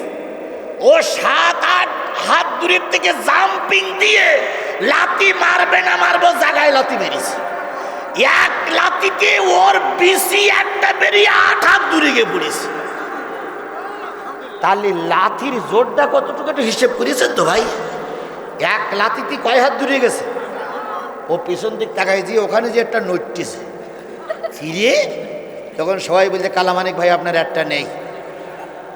আমি হাসানোর জন্য বলতেছি আল্লাহর গজব কিভাবে আসে। এরপরে হাসপাতালে ভর্তি করা হলো। হাসপাতালে ভর্তি করে অপারেশন করিয়ে মোটামুটি লাইন টাইন করে বেডের পরে নিয়ে সবাই রেখেছে, বেডশিট দিয়ে সবাই রেখেছে। সাংবাদিকরা যাই বলতেছে কালামানিক ভাই আপনারা সাঈদীর মৃত্যু চাইছিলেন? কয় হ্যাঁ, তখন ক্ষমতায় ছিল এই জন্য চাইছিলাম। তা কালামানিক ভাই আমাদের সালাম নেন, আসসালামু আলাইকুম। কালামানিক বলতে ওয়ালাইকুম কুম ওয়ালাইকুম কুম ওয়ালাইকুম কুম। তা আপনারা বেডশিট উপরে দেওয়া কেন? তা বলতেছে আমার একটা নেই। তা কিভাবে গেল? ওই সাঈদী ভক্তরা এসে মেরেছে লাথি, সেই লাথিটা আউট। তো সাংবাদিকরা বলতে কালামানিক ভাই ডাইন পাশেরটা না বাম পাশেরটা একটু উঁচু করা যাবে, আমরা একটু ছবি তুলে পেপারে দেই। কালামানিক বলতে আমার জ্বালাই পথ পাচ্ছি না, তোমার এখন ছবি তোলা লাগতেছে তাই না? সময়টা তো আপনারা হেসে উড়াই দিলেন। একবারও তলায় পড়ে হিসাব করেছেন? মুজাদ্দেদের দোয়া আল্লাহ হাড়ে হাড়ে কবুল করেছে। কথা বলেন, কথা বলেন, কথা বলেন। আল্লামা সাঈদীর দোয়া হাড়ে হাড়ে কবুল করেছে। এখন তোমরা কিছু লোক এখন আজারিরা ভাজারি বলতেছো, আজারির বিরুদ্ধে বিষাদগার করতেছো, আলেম ওলামাদের গালিগালাজ করছো। খোদার কসম, সাঈদীর বিরুদ্ধে বিষাদগার করে কেউ বাঁচতে পারেনি। যারা আজারি নিয়ে বাজে কথা বলছো, সাদা কাগজে লিখে রাখো, জনগণ তোমাদের উচিত শিক্ষা করে বিদায় দেবে।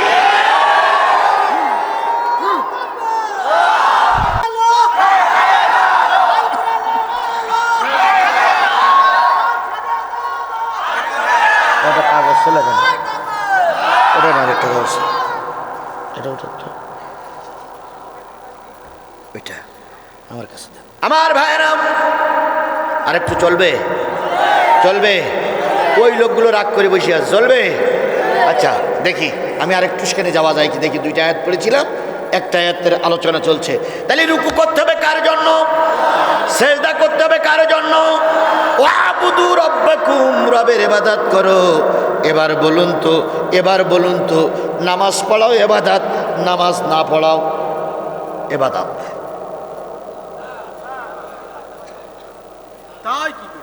তা হয় কি করে? জি, তা হয় কি করে বলুন তো? নামাজ কয় ওয়াক্ত, কয় দিন? প্রতিদিন। প্রতিদিন 5 বার নামাজ পড়তে হয়, কার হুকুম? আর প্রতিদিন 3 বার নামাজ পড়া যাবে না, ওটাও আল্লাহর হুকুম। সে কোন কোন সময়? সূর্য উদয়, 3টা সময় নামাজ পড়া যাবে।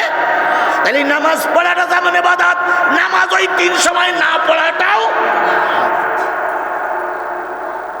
সামনে আর মাত্র 25 দিন পরে রোজা। রোজা থাকাটাও এবাদাত, না থাকাটাও এবাদাত। বছরে কয়টা রোজা ফরজ? 30টা রোজা ফরজ।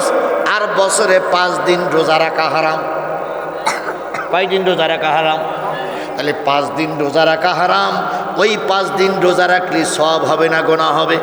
গুনাহ হবে। ঠিক তদ্রূপ ভোট দেওয়া হারাম, আবার ভোট দেওয়া ফরজ। এই মুসলমান এবার কিন্তু ঠিক জোরে বললেন না, বলো। ভোট দেওয়া ফরজ, আবার ভোট দেওয়া হারাম। ভোট দেওয়া ফরজ কাদের পক্ষে?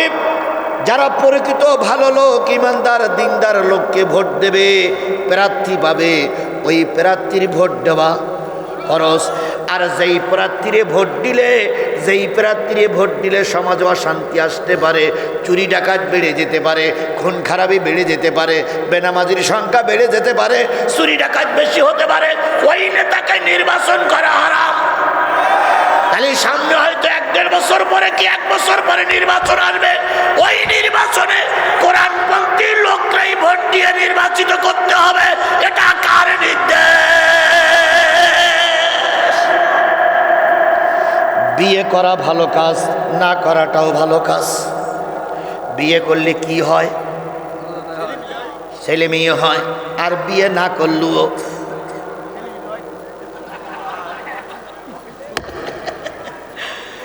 শোনেন, বিয়ে করলু ছেলে মেয়ে হয়, না করলু হয় না। বিয়ে করার পরে যে ছেলে মেয়ে হয় ওটা বৈধ না অবৈধ? আর বিয়ের আগে যদি চাঁদের মতন ফুটফুটে সন্তান ও মেয়ে জন্ম দিয়ে বলে এটা ভালো সন্তান, সেটা বৈধ না অবৈধ? আচ্ছা বলুন তো, বিয়ে করতে চাইলেই কি বিয়ে হয়? না। বিয়ে করার জন্য দুই পক্ষ মেয়ে ছেলে দেখা লাগে না?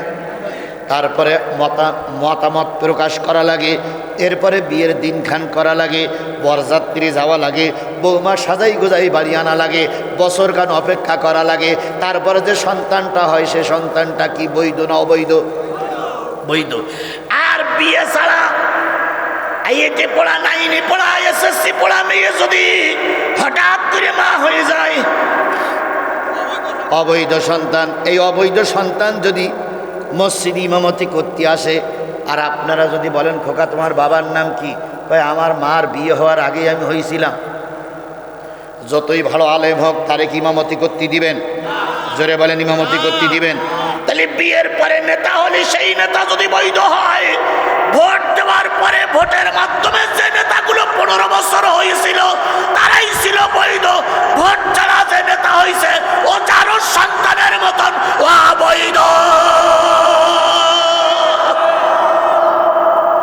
এই ব্যাপারটা একটু খারাপ লাগতেছে, এই ব্যাপারটা একটু খারাপ লাগতেছে নাকি?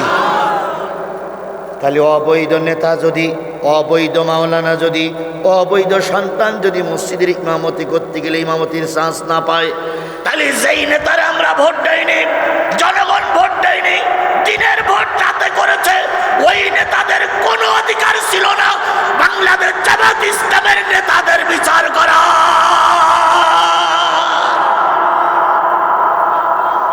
ওই নেতাদের কোনো অধিকার ছিল না আল্লামা সাঈদীর বিচার করা। এই কথা বলেন না কেন? কথা বলেন না কেন? ওরা যারও সন্তানের মতন অবৈধ। এই জন্য অবৈধ সন্তান হওয়ার কারণে ওদের মাও চলে গেছে, এরাও চলে গেছে। মা যখন চলে যায় তখন ছাদের বাচ্চাদের নিয়ে চলে যায়। আর গাই গরু চলে গেছে, বাচ্চাগুলো এই পাশে বসে কি গাড়ি পাল্লায় পড়িয়েছিলে তোমরা? কি গরুর পাল্লায় পড়িয়েছিলে তোমরা? মা চলে গেল, তোমাদের কথা একবারও হিসেব করলো না। এই কথা বলেন, কথা বলেন, কথা বলেন, কথা বলেন। খালেদা জিয়া তার কর্মীদের রেখে পালাই, বাংলাদেশ জামাত ইসলামী তার কর্মীদের রেখে পালাই চলে যায়নি। আর এত বড় জনপ্রিয় নেতা বাচ্চাদের রাজপথে রেখে পালাই চলে গেল। আল্লাহ এদের থেকে আমাদেরকে হেফাজত করুক। এখন বলতেছে আমরা আবার দেশে আসব। জিগরগাছা মনিরামপুরীর মুসলমানেরা শপথ নিতে হবে, শরীরে 1 ফোঁটা রক্ত থাকা অবস্থায়, শরীরে 1 ফোঁটা রক্ত থাকা অবস্থায় এই জঙ্গি, এই হাসিনা সরকারকে আর আমাদের দেশে মেরুদণ্ড সোজা করে দাঁড়াতে দেওয়া হবে না। যদি বলেন হুজুর কেন, শোনেন, যদি বলেন হুজুর কেন, এদের জন্য বিডিআর হত্যা, এদের জন্য কি হয়েছে? বিডিআর হত্যা হয়েছে।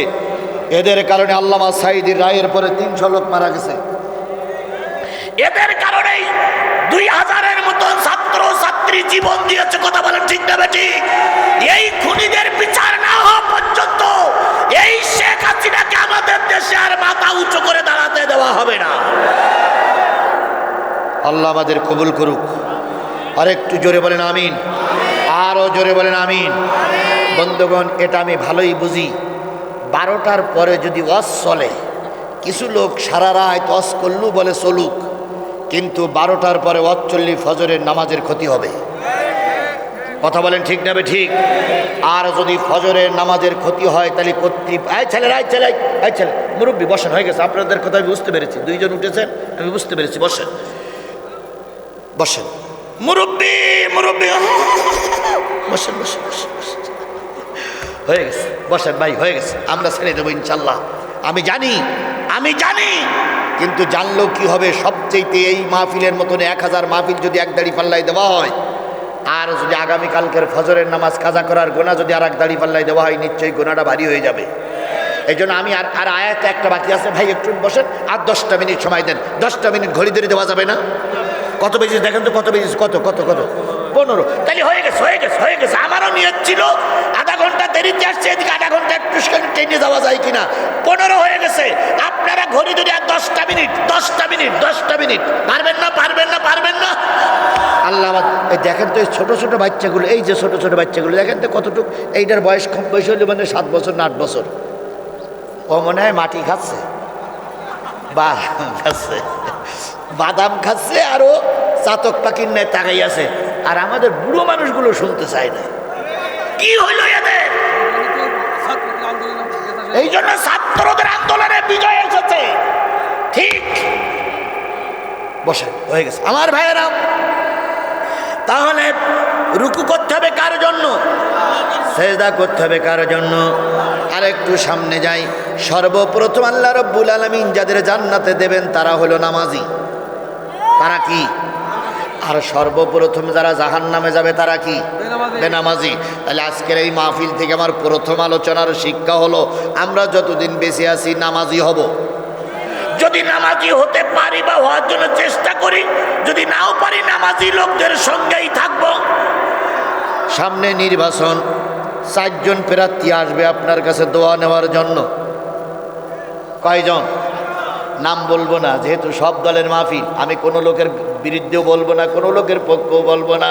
জামাত শিবিরিরা মনে করে না হুজুর জমাইতে হুজুর, আর বিএনপি ওয়ালারা মনে করে না যে আপনার বিরুদ্ধে হুজুর। না না না না না না, আমি জামাতেরও না, বিএনপিরই না, আমি কিসের? আরো জোরে বলেন, আমি কিসের? তাহলে কোরআনের কথা বলার জন্য আপনারা ডেকে নিয়ে আসছেন। এই কথা বললে যদি জামাতের বিপক্ষে যায়, আমার ঠেকানোর কোনো রাস্তা নাই। আবার এই কথা বললে যদি বিএনপির ঘাড়ে চেপে যায়, ও আমার বিএনপি ভাইরা রাগ করেন না, আমি আপনাদের শত্রু নয়। সামনে আরেকটু যাই, সেটা হলো নামাজি লোকরা কিয়ামতের দিন সর্বপ্রথম যারা জান্নাতে যাবে তারা কি? নামাজি। যারা জাহান্নামে যাবে তারা কি? বেনামাজি। এবার 4টে দল আপনার কাছে আসবে। আপনি এবার ভোট দেওয়ার আগে চিন্তা করবেন, আমি যে দলের ভোট দিচ্ছি এই দলের নামাজি বেশি না বেনামাজি বেশি? এদিকে বিএনপি জামাতের কোনো গন্ধ পাওয়া যাচ্ছে নাকি? আপনি ভোট দেওয়ার আগে দেখবেন লোকটার ভিতরে নেতার থেকে শুরু করে কর্মী পর্যন্ত নামাজি না বেনামাজি। যদি ওই দলে বেনামাজি বেশি হয়, তালাক দেন, বেনামাজিরা জাহান্নামে যাবে। আমি ওই দলে ভোট দিয়ে জাহান্নামে যাব না।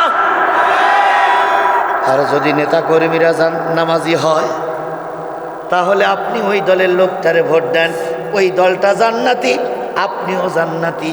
তারপরে বলে হুজুর আমরা তো বুঝতে পারলাম না। বুঝতে যদি না পারেন, 4টে দলের নেতাকে আপনি দাওয়াত করবেন, দাওয়াত করে বলবেন হুজুর মাগরিবের নামাজটা পড়ান। কথা বোঝেননি? আমার কথা বোঝেননি? মাগরিবের নামাজের ইমামতি করতে দেবেন, জোহরের আর আসরের ইমামতি করতে দেবেন না। কারণও সবাই পারে। মনে মনে ও সবাই পারে, কিন্তু দেবেন কোন নামাজে? মাগরিবের ইমামতি করতে দেবেন যে আপনি তো ভোট নিয়ে 2 লক্ষ মানুষের এমপি হবেন, নামাজটা পড়ান। ওর যদি পায়জামা গরম না হয় তাহলে বুঝতে হবে আমাদের খেদমত করতে পারবে, আর যদি ওর পায়জামা গরম হয় বুঝতে হবে পারবে না। আজকের মুয়াজ্জিন সাহেব একটা ভালো কাজ করেছে না? আমি গাইবান্ধা জেলার গোবিন্দগঞ্জ থানায় মাহফিল করতে গেছি, হেফজখানার মাহফিল, 13 জনের মাথায় কোরআনের পাগড়ি পরাইতে হবে, 12 জনের পাগড়ি পরাইছে, আর একজন আসবে, এই এসেছে মুয়াজ্জিন, 60 বছর বয়স। আমি বললাম চাচা সরি যান। তো বলছে হুজুর কেন? আমাকে পাগড়ি পরাবো ছেলের সেডার পাটার। তো বলছে হুজুর আমি সেই লোক। হ্যাঁ আপনি সেই লোক, 60 বছর বয়স আপনার। তো বলছে হুজুর আমি 13 বছরের 13 নম্বর হাফেজ। 13 নম্বর হাফেজ আপনি? আপনার বয়স 60 বছর। কয় হুজুর আমি সেই লোক। আমি ইমাম সাহেবের কাছে জিজ্ঞেস করলাম হুজুর এই সেই লোক না? কয় হ্যাঁ হুজুর এই সেই লোক। তাই মুয়াজ্জিনকে জিজ্ঞেস করলাম বাজান কি করে হলো? কয় হুজুর আমি মসজিদে মুয়াজ্জিন করি, আল্লাহু আকবার ভালো করে বলতে পারি না, সাধু আল্লাহ ইলাহা ইল্লাল্লাহ ভালো করে বলতে পারি না। মুসল্লিরা অবজেকশন দেয় যে মুয়াজ্জিনি হচ্ছে না, সহি হচ্ছে না। আমি মুয়াজ্জিনিটা ঠিক করলাম। কিছুদিন পরে দেখি ইমাম ঘন ঘন বাড়ি যায়। ইমামের বারবার বলি হুজুর মাগরিব আর এশায় যাবেন না, যদি ছুটি নেন তো জোহর আর আসরে নেবেন, যাতে করে আমি পড়ালেখাও ভুল ধরতে না পারে। কিন্তু ইমাম যাবে না যাবে, শুধু মাগরিবের ছুটি নেয়, আর আমি সামনে দিয়ে দাঁড়াই, পিছনে লোক বাজাই। বাধ্য হয়ে লোক বললে ভালো মুয়াজ্জিন নিতে হবে, ভালো মুয়াজ্জিন নিল, আমার বের করে দিল। আমি চিন্তা করলাম আমি জিনিস ভালো করে শিখেছি, এখন আমি ইমামতিও ভালো করে শিখবো। এই হাফেজ সাহেবের পিছনে লেগে গেলাম। হাফেজ সাহেবের পিছনে লেগে আমি পড়তে শুরু করলাম। আউযু বিল্লাহি মিনাশ শাইতানির রাজিম, বিসমিল্লাহির রাহমানির রহিম, আলিফ লাম মিম, যালিকাল কিতাবু লা রাইবা ফি, হুদাল লিল মুত্তাকিন। আমি যখন পড়ি বুড়ি এসে জানালা দেবো কি মারে। আমি বাড়ি খাতে গেলে কয় তুমি অত ঢোলো কেন? তোমার কি মাথা খারাপ নাকি? এরম করো কেন? তুমি পড়বা তাই এরম করি, মরো কেন? আচ্ছা বলেন তো হাফেজ সাহেবরা পড়ে না এরকম করে? আচ্ছা পড়বি নাই বাবা, তোরা পড়তে ইরাম করি, মরিস কেন? এই ঢোলার ভিতরে একটা পড়ার আবেগ আসে। ওই মুয়াজ্জিন আমাকে বলতেছে, আল্লাহর কসম কোরআন সামনে, ওই মুয়াজ্জিন আমাকে বলতেছে হুজুর 12টা বছর মেহনত করার পর এবছর আমি 30 পারা কোরআনের হাফেজ হয়ে গেছি। কয় বছর বয়স? 60 বছর বয়স। যদি আপনারা দেখতে চান গোবিন্দগঞ্জ আমার কাছ থেকে ঠিকানা নিয়ে দেখে আসতে পারেন। আমি তখন সবাইকে নিয়ে মুয়াজ্জিনের গালে একটা চুমা দিয়ে বললাম আল্লাহ বুড়ো বয়সও হাফেজ হওয়ার চেষ্টা করলে হাফেজ হওয়া যায়। আজকে যে দায়িত্বটা মুয়াজ্জিন নিয়ে 8টা বাচ্চারে 5টা প্যাকেট কিনে দিলেন, এই দায়িত্বটা নিতে হতো কোনো আলেমের, এই দায়িত্বটা নিতে হতো মসজিদের কমিটির, কিন্তু কমিটির দায়িত্বটা মুয়াজ্জিন পালন করেছে। এই জন্য মুয়াজ্জিনকে একটা সাধুবাদ আমরা জানাতে পারি কি পারি না? এই জন্য মুয়াজ্জিনের কাজে আল্লাহ বরকত দিক। আগামীতে আরও যেন এরকম নতুন নতুন পরিকল্পনা নিয়ে আমাদের দেশের যুবকদের নামাজি বানানোর জন্য চেষ্টা করতে পারে। আল্লাহ তৌফিক দান করুক। সকলে মিলে বলুন আমিন। আরেকটু জোরে বলেন আমিন, আরো জোরে বলেন আমিন। তাহলে যে জিনিসটা বোঝাতে চাচ্ছিলাম, যে দলে নামাজি বেশি সেই দলটা জান্নাতি দল। তাহলে আপনারা সেই দলে গেলে মিথ্যা কথা কম বলবে, ওই দলের লোক মিথ্যা কথা বলবে না। আজকের একটা গুজব সংবাদ বলবো। এনারাও গুজব তুলেছে, আওয়ামী লীগের কিছু নেতা কর্মী গুজব তুলেছে 20 জন উপদেষ্টা সবাইকে ডোনাল্ড ট্রাম্প নাকি লাল কার্ড দেখাইছে। ডোনাল্ড ট্রাম্প নাকি সকলের পরে নিষেধাজ্ঞা জারি করেছে। পরে খোঁজ দিয়ে দেখা গেল সম্পূর্ণ ভুয়া, কারণ এদের জন্মও ভুয়া, এদের কার্যকলাপও ভুয়া, এদের ভোটও ভুয়া, এদের সব কিছু ভুয়া। আর কত মিথ্যা কথা বলে জাতির বিপদের ভেতরে ফেলাবা। বাংলাদেশ নিয়ে আন্নাচানাচি করো না, দয়া করে ফিরে আসো, দয়া করে ফিরে আসো। আর তোমরা এই খারাপ কাজ করতেছো বলে আল্লাহ শিক্ষা দিচ্ছে। আল্লাহ এমন শিক্ষা দিচ্ছে যে গত বছর সব আওয়ামী লীগের বই বিক্রি হয়েছিল 21-এর বই মেলায়, আর এবার সব আওয়ামী লীগের যত বইপত্র সব কি করেছে, সরাই ফেলাইছে। আর বইমেলার যে ডাস্টবিন আছে, ওই ডাস্টবিনে শেখ হাসিনার ছবি লাগাই দিছে। যত মাল যত ময়লা সব ওর ভিতরে ফেলাচ্ছে। গতকালকে দেখলাম এক কুকুর এসে ঠ্যাং উঁচু করে শেখ হাসিনার মুখি দিয়েছে। জনগণ বলছে এ করলি কেন? তার একজন বলতেছে আমরা না ছিল কুকুর ঠিক মতনই চিনেছে। এই কথা বলেন কথা বলেন কথা বলেন। এখন আমলিগির লোকেরা হয়তো মনে করতেছেন হুজুর আমাদের বিরুদ্ধে বলছে। ওরা আপনি এই ইউটিউবে যান, সোশ্যাল মিডিয়ায় যান, আপনাদের নেতার মুখে কুকুর বাম পা উঁচু করে চলিয়েছে। এর থেকেও যদি জাতি শিক্ষা না হয়, তাহলে এ জাতির আর শিক্ষা হওয়ার কোনো সুযোগ। তাহলে আমার শেষ দাবি হচ্ছে কিসের পক্ষে থাকতে হবে? কোরআনের পক্ষে থাকতে হবে, নামাজির পক্ষে থাকতে হবে। কোরআনের পক্ষে নামাজির পক্ষে যদি থাকেন, তাহলে আল্লাহ পাক আপনাকে আমাকে সম্মানের সহিত ইজ্জতের সহিত টিকায় রাখবে। আমি শুধু বাংলাদেশের এই মনিরামপুর যশোরে সফর করছি না, গতকালকে সফর ছিল আমার সিরাজগঞ্জে। শুধু আমার এই মতিয়ার ভাইয়ের কথা আর আমার খলিলুল্লাহ তারপর ভাইজানদের কথা শুনে আমাকে সিরাজগঞ্জের থেকে এখানে আসতে হয়েছে। আগামীকাল বাগেরহাটের মাহফিল শেষ করে আমি আবারও যাব দিনাজপুরে। গোটা বাংলাদেশের সফর করে আমার আইডিয়া ধারণা হয়েছে বিগত 53 বছর পরে একটা সুযোগ আল্লাহ পাক আপনাকে আমাকে দিয়েছে। এই সুযোগটা কাজে লাগিয়ে আগামী সংসদে কোরআন পাঠানো লাগবে। কি পাঠানো লাগবে? জোরে বলেন, কি পাঠানো লাগবে? এই 53 বছরের পরে এই সুযোগটা যদি কাজে লাগাতে না পারি, 100 বছর মারি খাওয়া লাগবে। কয়শো বছর মারি খাওয়া লাগবে? এই জন্য আমি আপনাদের পায়ে ধরে অনুরোধ করে গেলাম, আগামী দিনে আগামী নির্বাচনে আমরা সাপোর্ট করব কিসের পক্ষে? কারা কারা কোরআনের পক্ষে থাকতে রাজি আছেন? 2 হাত উঁচু করে আল্লাহরে দেখা।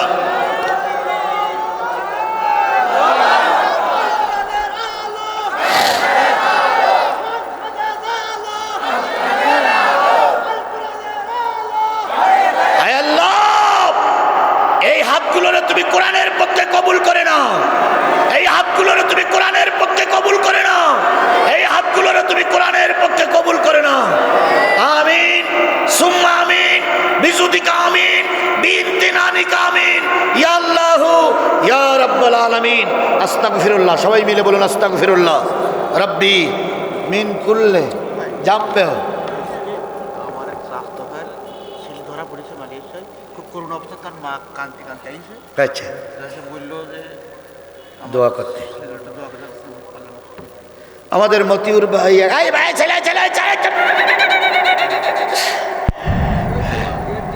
মালয়েশিয়ায় একটা ছেলে চাকরি করে, সে অবৈধভাবে ধরা পড়েছে। তার মা কান্নাকাটি করছে, আমরা দোয়া করছি আল্লাহ যেন তাকে সুস্থভাবে বাপ মা আমাদের কাছে ফিরে আসার তৌফিক দান করেন। আল্লাহুম্মা আমিন। রব্বানা যালামনা আনফুসানা ওয়া ইল্লাম তাগফির লানা ওয়া তারহামনা লানাকুনান্না মিনাল খাসিরিন।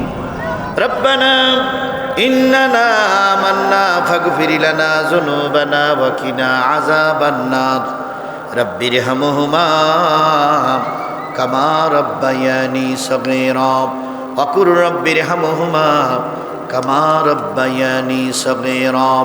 মহিয়ান বরিয়ান সর্বশক্তিমান আল্লাহ, পবিত্র শাবানের মসজিদের সভাপতি একদিন মারা গেছে, এই জায়গায় মাটিটা তুলে দোয়া করবেন। পবিত্র শাবানের চাঁদে শত শত মুসলমান একত্রিত হয়ে দেখতে দেখতে কখন জানি 12:30 বেজে গেছে। সূরা হজের 2টা আয়াতের পরে ভিত্তি করে দীর্ঘ সময়ে জাতির কল্যাণের জন্য কথা বলেছি। কথা শেষ করে আলেম ওলামাদেরকে সঙ্গে করে নিয়ে, জ্ঞানী গুণীদেরকে সঙ্গে করে নিয়ে, বিভিন্ন রাজনৈতিক দলের নেতৃবৃন্দকে সঙ্গে করে নিয়ে রাত 12:30টার সময় তোমার গোলাম তোমার কাছে হাত তুলেছে। ও মাবুদ, তাকায় দেখো, আমাদের ভিতরে হেফজোখানার ছোট্ট ছোট্ট বাচ্চারা রয়েছে, আমাদের ভিতরে অবলা সরলা নারীরা রয়েছে, আমাদের ভিতরে ছোট্ট ছোট্ট মাসুম বাচ্চারা রয়েছে। 12:30 বেজে গেছে, এখনো ঘুম পড়ে না। ও মাবুদ, দাড়ি পাকা চুল পাকা মানুষদের দিকে তাকায়া আজকের এই মাহফিল আমাদের নাজাতের জরিয়া বানায়া দাও। একটা মাহফিলের আয়োজন করতে গেলে অনেক টাকা তোলা লাগে, বাড়িতে বাড়িতে যে লোকের কাছে যেয়ে চাঁদাপত্র ধরে রাস্তায় দড়ি ধরে কালেকশন করে টাকা উঠায়। আল্লাহ দয়া করে এই মাহফিলটা তুমি কবুল করে নাও। আল্লাহর বিনিময়ে উত্তম যাজা কর্তৃপক্ষের দান করে দাও। আমরা যারা হাত তুলেছি, আমাদের মা বাপ যারা কবরে শুয়ে গেছে, সবাইকে মাফ করে দাও। আমাদের মা বাপ সব আত্মীয় স্বজন যারা বেঁচে আছে, খেদমত করে তাদের জান্নাত কিনে নেওয়ার তৌফিক দিয়ে দাও। আল্লাহ তাআলা মসজিদের সাবেক একজন নেতা এখানেই শুয়ে আছে। আল্লাহ মসজিদের সাবেক সভাপতি, সাবেক ইমাম যারা মারা গেছে, সবাইকে আল্লাহ তুমি মাফ করে দাও। মালয়েশিয়া প্রবাসী এক মায়ের সন্তান দারুণ কষ্টের ভিতরে আছে, কষ্ট নিবারণ হয়ে তাদের ফিরে আসার তৌফিক দিয়ে দাও। এই ময়দানে প্রতি বছর বড় আকারের বক্তা এনে মাহফিল দিতে পারে তৌফিক দিয়ে দাও। আমরা যতটুকু শুনলাম আমল করার তৌফিক দিয়ে দাও। সর্বশেষ দাবি, ও মাবুদ, তোমার দুইটা পায়ে ধরে দোয়া করতে আল্লাহ, আমাদের দেশটারে একটা বারের জন্য হলেও তুমি কোরআনের দেশ বানায়া দাও। কোরআন দিয়ে আমাদের দেশ চলছে, কোরআন দিয়ে আমাদের সংসদ চলছে, কোরআন দিয়ে আমাদের জাতি চলছে, দেখার তৌফিক দিয়ে দাও। তোমার দোস্তের খাতিরে দয়া করে মায়া করে আমাদের দোয়াগুলো কবুল করে নাও। আর যদি কোনোদিন মনিরামপুরীর এই মুসলমানদের সঙ্গে আমার দেখা না হয়, কিয়ামতের দিনে একসঙ্গে পরিচয় করে তুমি আমাদের জান্নাত দিয়ে দিও মাবুদ। আল্লাহ মসজিদ কমিটিকে কবুল করো, ইমাম মসজিদকে কবুল করো। যে 8টা ছেলের হাতে আজকে আমরা ব্যাগ তুলে দিলাম, ওই 8টা ছেলে মৃত্যুর আগ পর্যন্ত যেন নামাজের পরে পাবন্দি করে যেতে পারে তৌফিক দিয়ে দাও। এই মসজিদকে কিয়ামত পর্যন্ত কবুল করে নাও। সুবহানা রাব্বিকা রাব্বিল ইজ্জাতি আম্মা ইয়াসিফুন ওয়া সালামুন আলাল মুরসালিন ওয়ালহামদুলিল্লাহি রাব্বিল আলামিন। আসসালামু আলাইকুম ওয়া রাহমাতুল্লাহ।